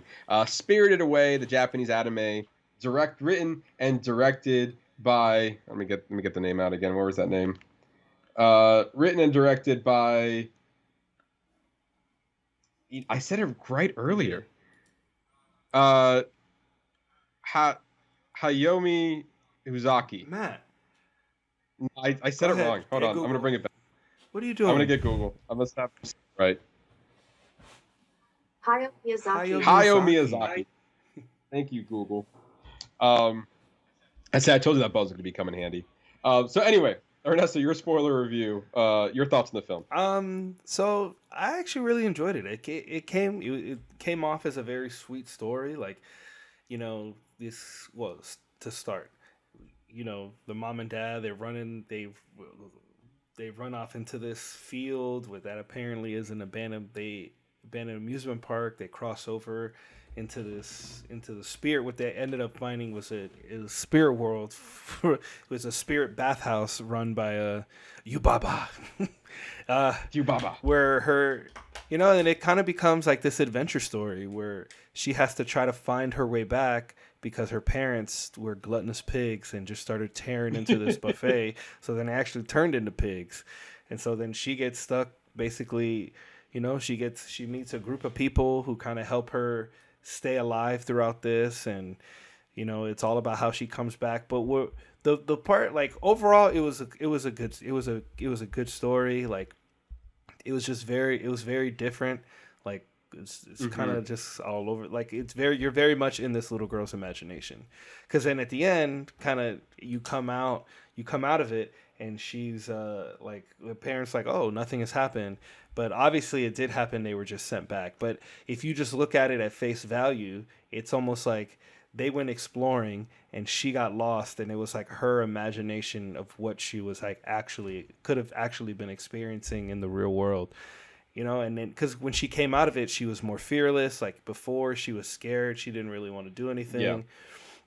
But obviously it did happen, because at the very end, you see her with the purple bandana that Granny gave her to like protect her, to protect herself. And they go to the car and they say there's dust everywhere, and like it looks like time had passed. Definitely you could tell time has passed. But I mean, it was like to me, like, it was all over the place. But if I look at it in the context of how I just explained, then to me it came together really well, like being trapped in this little girl's imagination. But obviously she was trapped in this actual spirit world. It's actually what happened. What's interesting, I never thought of it that way, of this was her imagination. I took it as face value. Well, I think it's pushed as face value because of the time change, the hair bow, like it actually really happened. But she can, like, it was almost like that's how she can walk away. She can walk away from it. Right. Yeah, I like this movie. I didn't quite love this movie. I feel like I ran into the issue of the story, I guess. The story felt a little all over the place for me to kind of lock in on exactly the thread here. Like this journey of basically I saw this as a journey of finding her courage. Yes. She was able to, kind of overcome a lot of the craziness that was happening in this movie. And then at the end of it, she's becoming a lot more courageous than she was at the beginning. And she also made a lot of friends along the way, which in some cases looked very scary. And none of that kind of bothered her. And she was able to overcome what was shown in front of her to then kind of dig deeper into the inside of like what's the phrase? It's like never read a book by its cover. Never judge a book by its cover, like the No Face spirit, where like he was this crazy monster, but actually, if you get to know him and talk to him, he's actually a really giving person that just wants to give, even though he like people who were obviously trying to rob for him, he just ate them and destroyed that bathhouse. Yeah, I mean, but see, that was all over the place. Like, why was he eating everybody? That's okay. So that's what I'm talking about. Like there were, I think I got the overall message of the movie.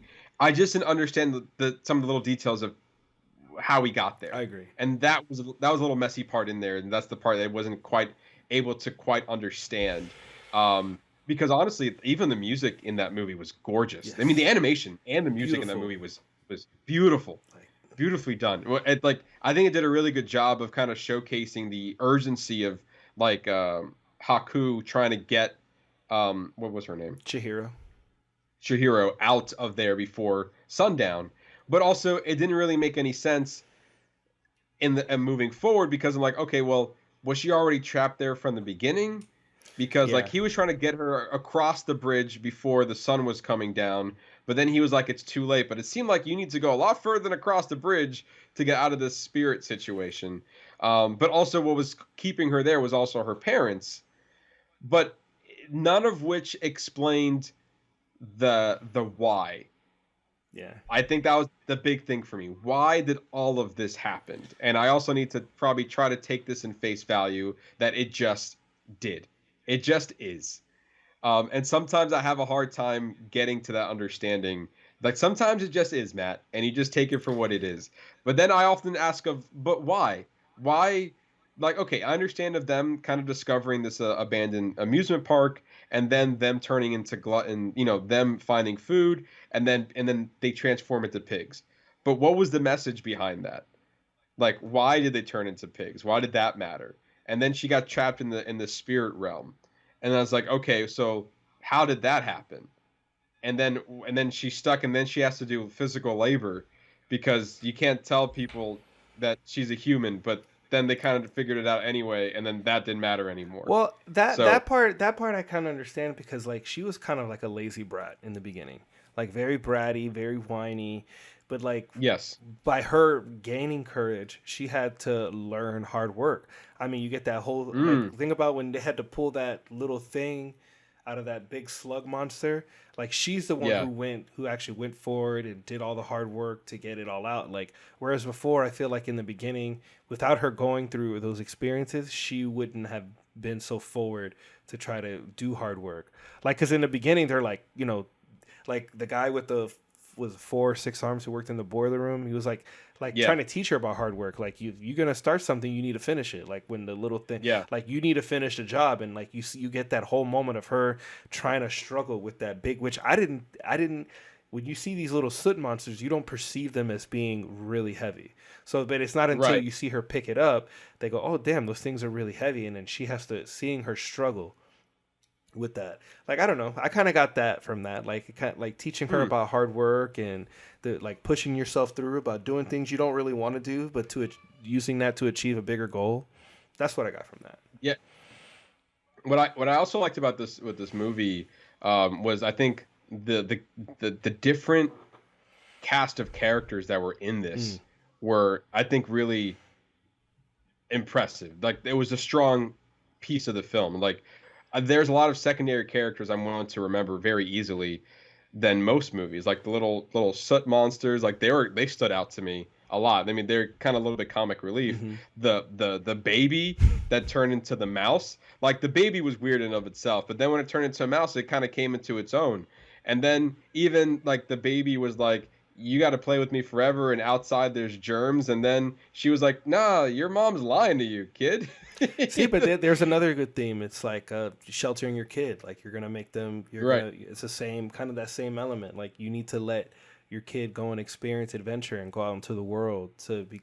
When the baby came back, the baby wasn't so much a baby anymore. Right? Yeah, it was more of like had its own thoughts. He's like, hey, mom, give her a break. Let her go home with her parents. Exactly. It's like I mean, and then even the like the man with the multiple arms, like he looked very, I guess in her eyes, scary. It's like, look at this old man just doing all this hard work in this environment, and then he ended up being one of the nicest people in the whole. Yeah, he's the whole reason why she stayed there.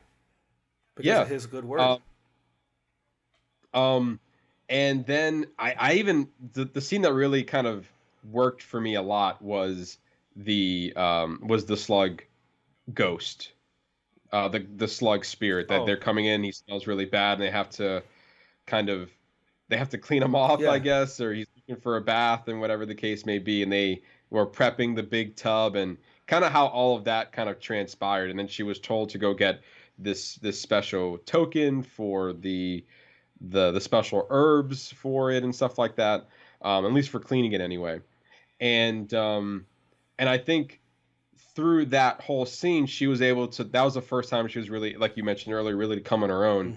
And there was I think I wrote down here that, it says the cleansing of the river spirit is based on a real life incident that, I forgot the name again. What was it? Hayao Miyazaki. Hayao Miyazaki. Wow, I really got to remember that. Hayao Miyazaki. It says a real life incident to Hayao Miyazaki's life in which he participated in the cleaning of a river, removing among other things, including a bicycle. So that was for him was based on personal life, and if you think of it that way, this could be of him like recounting, his childhood experiences of like, look at all this. It was more like an environmental hazard in that he put in this movie. It's like, look how you destroyed the river with all this sludge and a bicycle, and you kind of all this trash.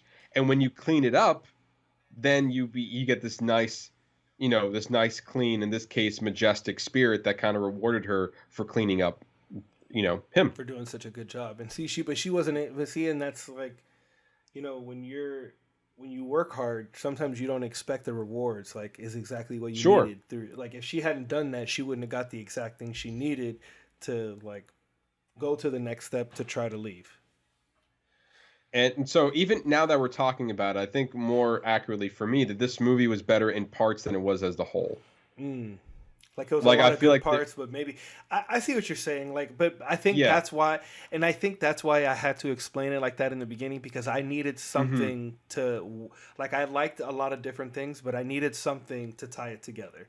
And to me, her it being like a fever dream of like her hallucinating and like maybe she was just lost. Like, to me, that's how I was like, oh well, that makes sense. Like that's a way for me to tie it. That was kind of the way I tied it, the whole craziness together. Like, it's this girl's imagination. Yeah. I mean, I feel like that's for me a better way of looking at it as well, because otherwise I don't get it. But it's like it's one of those things. It's like this is their culture because it's based on like you were just saying, it's based on stuff from the Japanese culture. So maybe there's things that are relevant to them that we don't fully understand.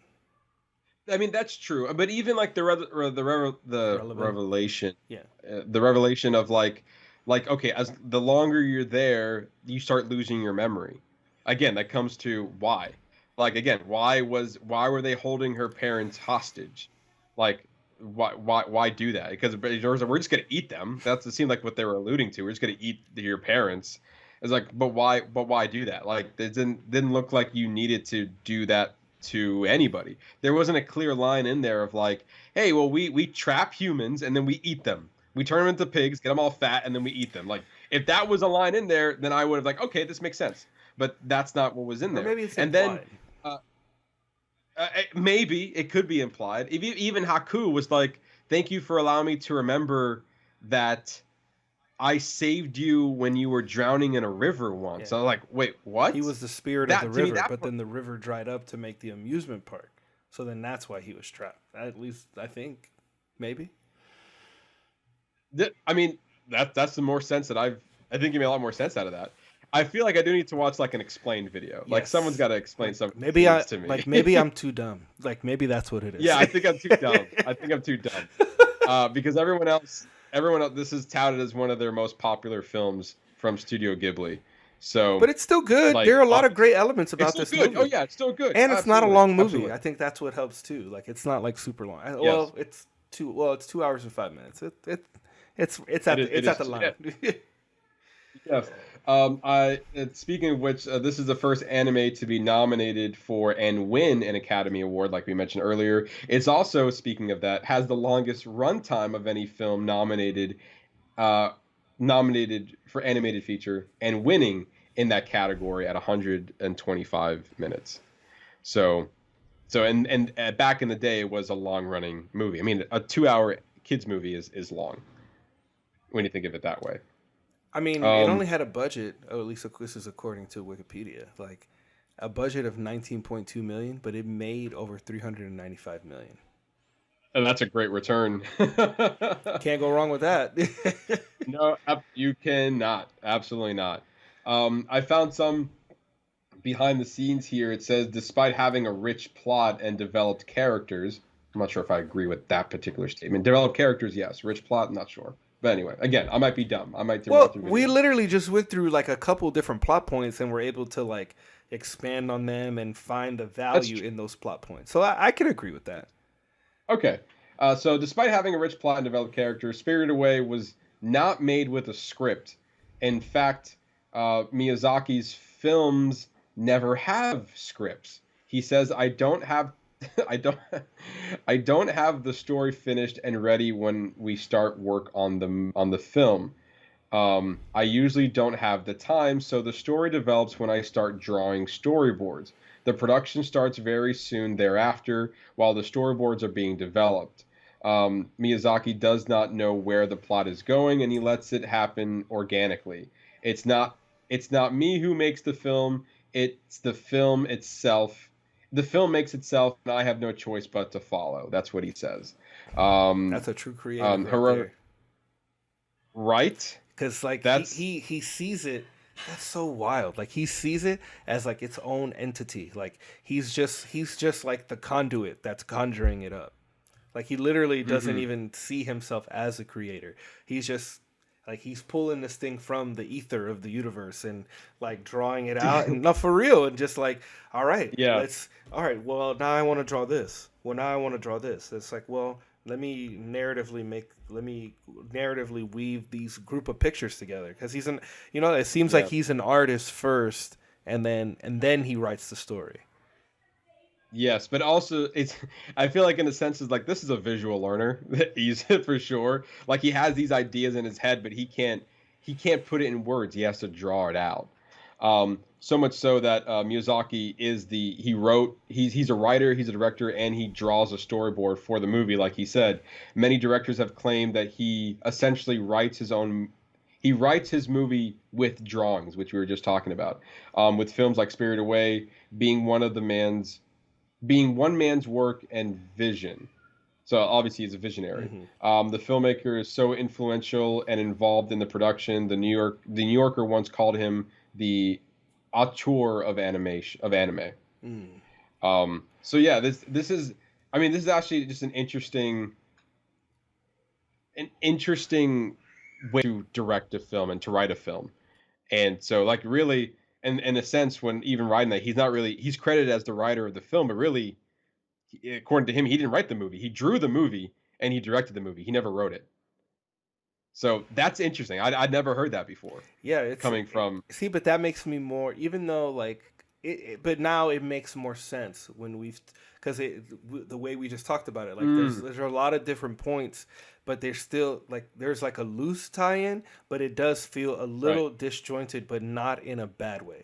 At least for me, like talking it out and like really like explaining it and like kind of going over everything about it.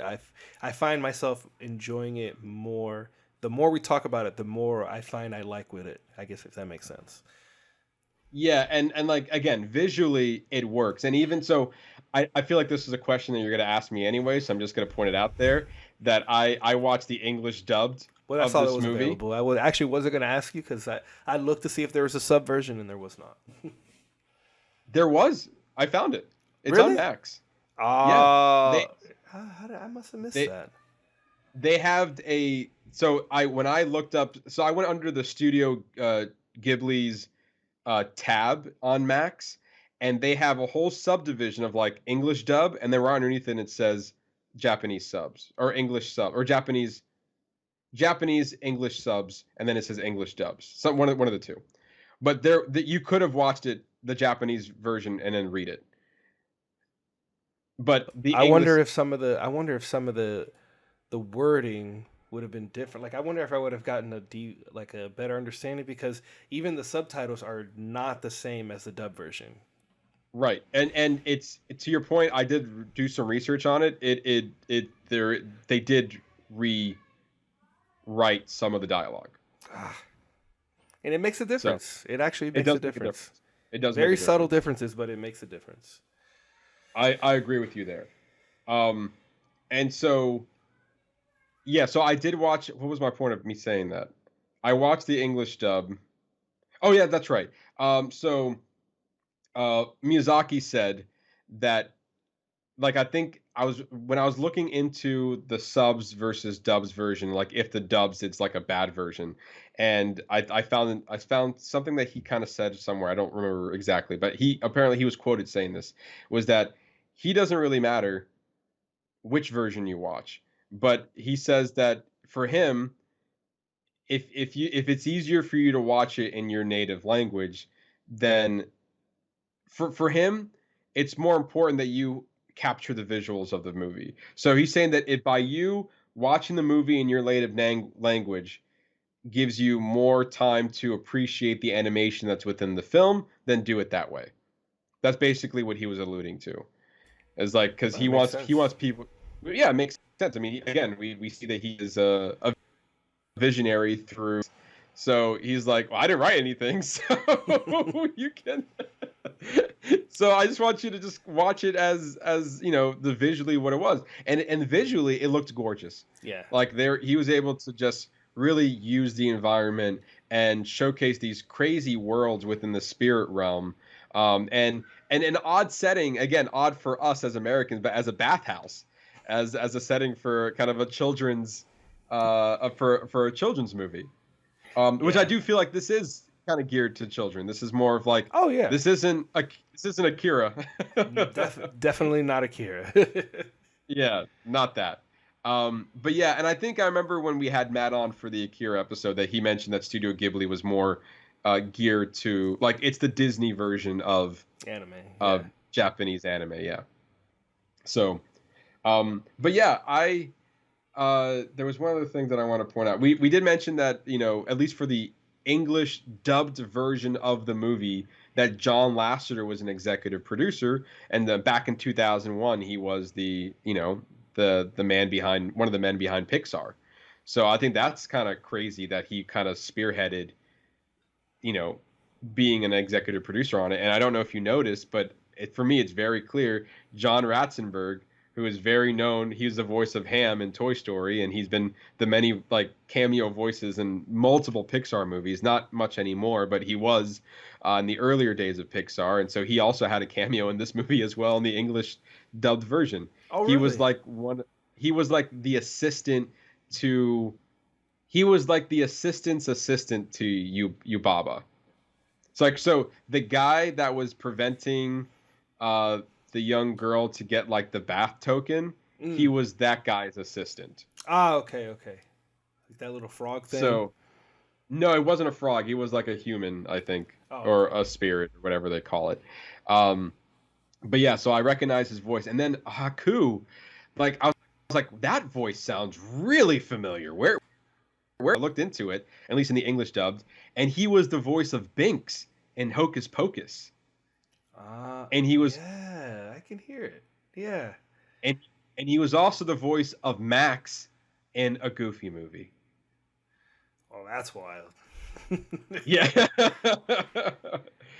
So, yeah. So obviously they were kind of honing in on some Disney talent in there, as John Lasseter was kind of spearheading the English dubbed version of the film. And also I thought it was kind of funny that when Chihiro arrives at Zenba's house, that's what it was, Yubaba's sister, the jumping lamp with sound effect was a nod to the Pixar logo. I felt that.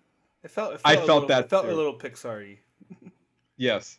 When I'd obviously, I think we read that Miyazaki and Lasseter were friends, so maybe that was an odd to him. And at the time, 2001, Pixar would have released its fourth movie then with Monsters, Inc.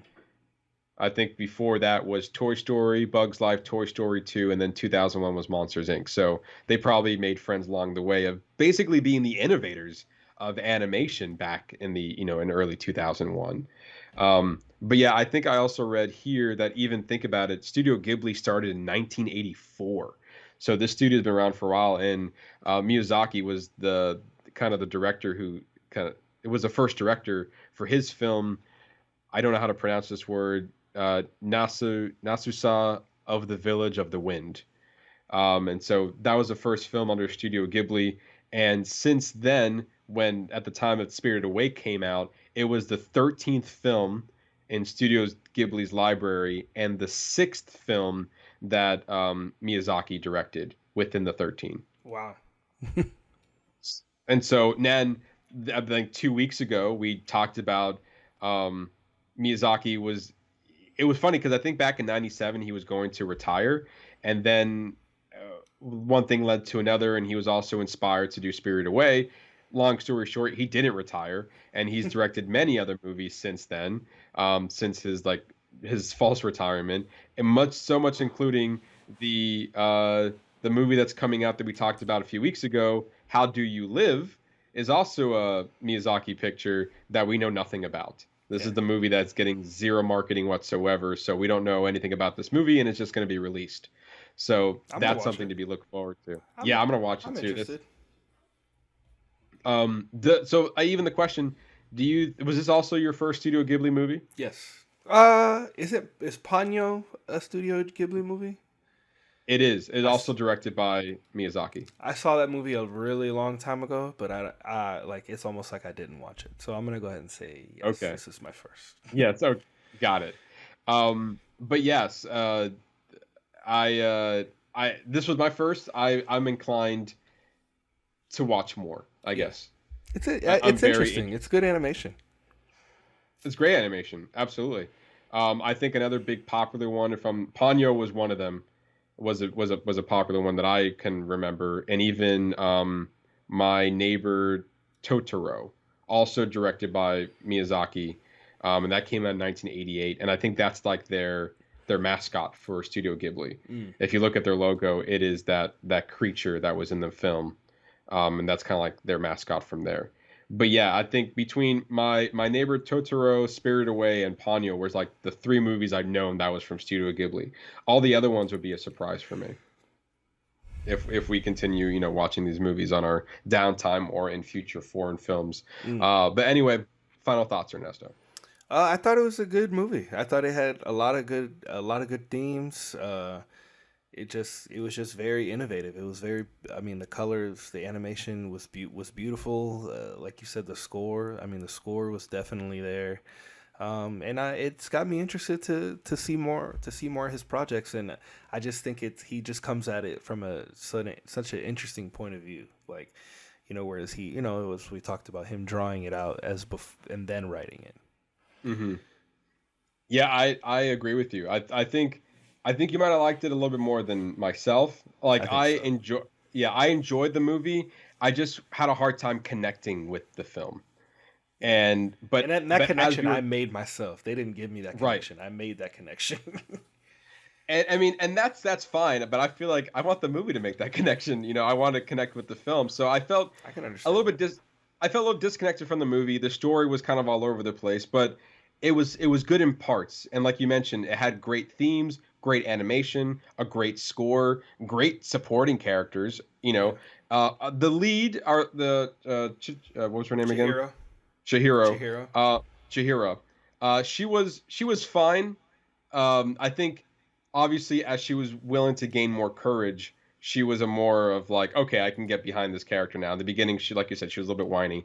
But overall, I thought it was good. I thought this was a good entry for me to learn about the studio, and I look forward to either reviewing or watching more of these films on my downtime to see what other films the studio has to offer, because it definitely has me intrigued. But there are a lot. I feel like one of these movies is going to hit me on what I'm looking for. I feel like there is going to be a movie I'm going to connect with within the studio. But in the meantime, it might not have been this, but I was able to appreciate a lot that this movie gave me. It might not have been from the story, but it was definitely, like we mentioned, from the themes, from parts, from scenes from the film, as well as its themes, and from the animation and from the score.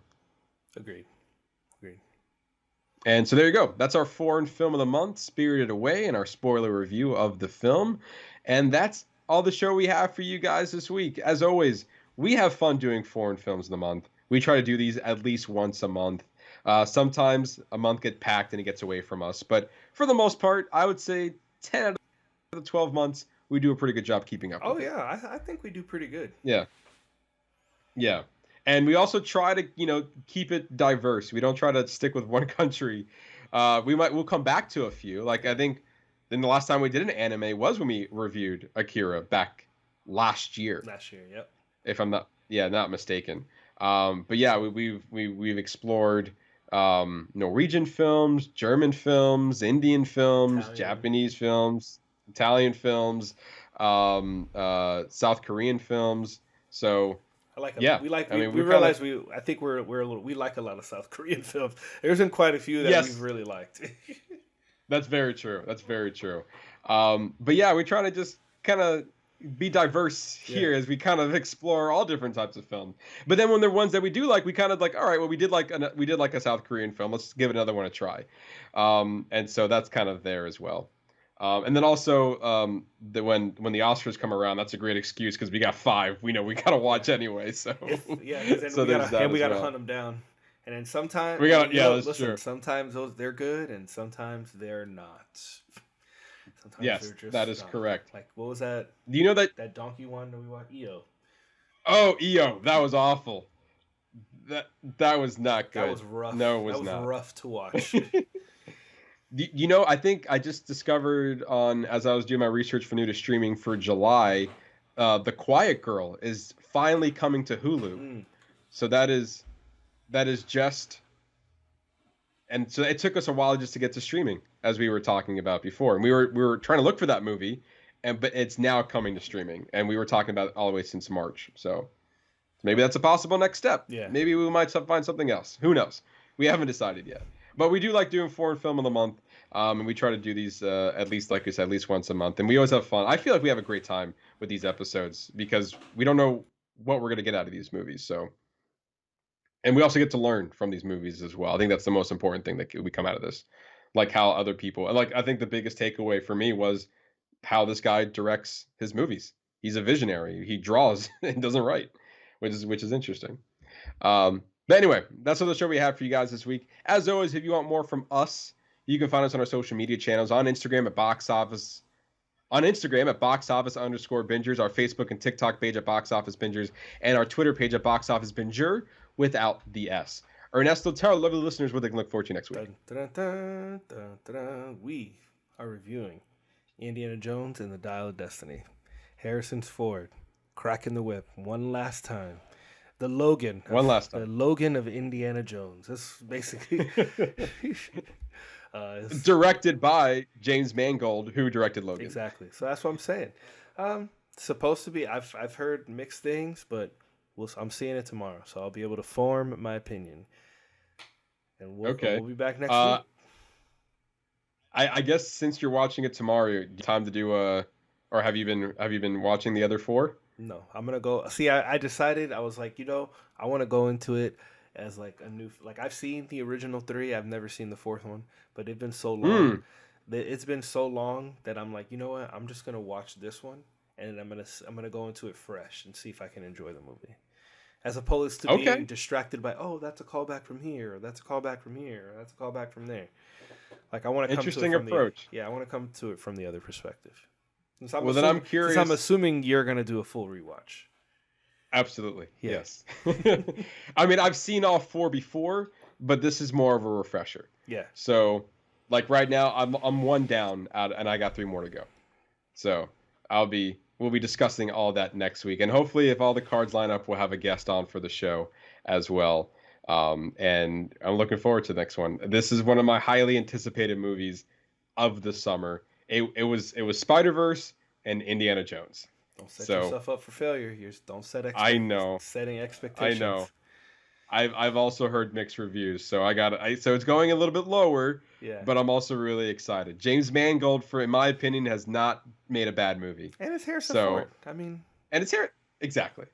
Old man Harrison Ford. Who doesn't love old man Harrison Ford? Exactly. So come back next week for all of that and for more movie fun. You'll not want to regret it. We'd like to thank each and every one of you for coming each and every week to just listen to us just talk about movies, just have fun doing so. We really do appreciate you just listening to us as we have so much fun having these conversations. And you guys kind of just chiming in and listen in. So come back next week for more movie fun. You're not going to regret it. And for that, I've been your host, Matt Diaz. Ernesto Santos. See ya.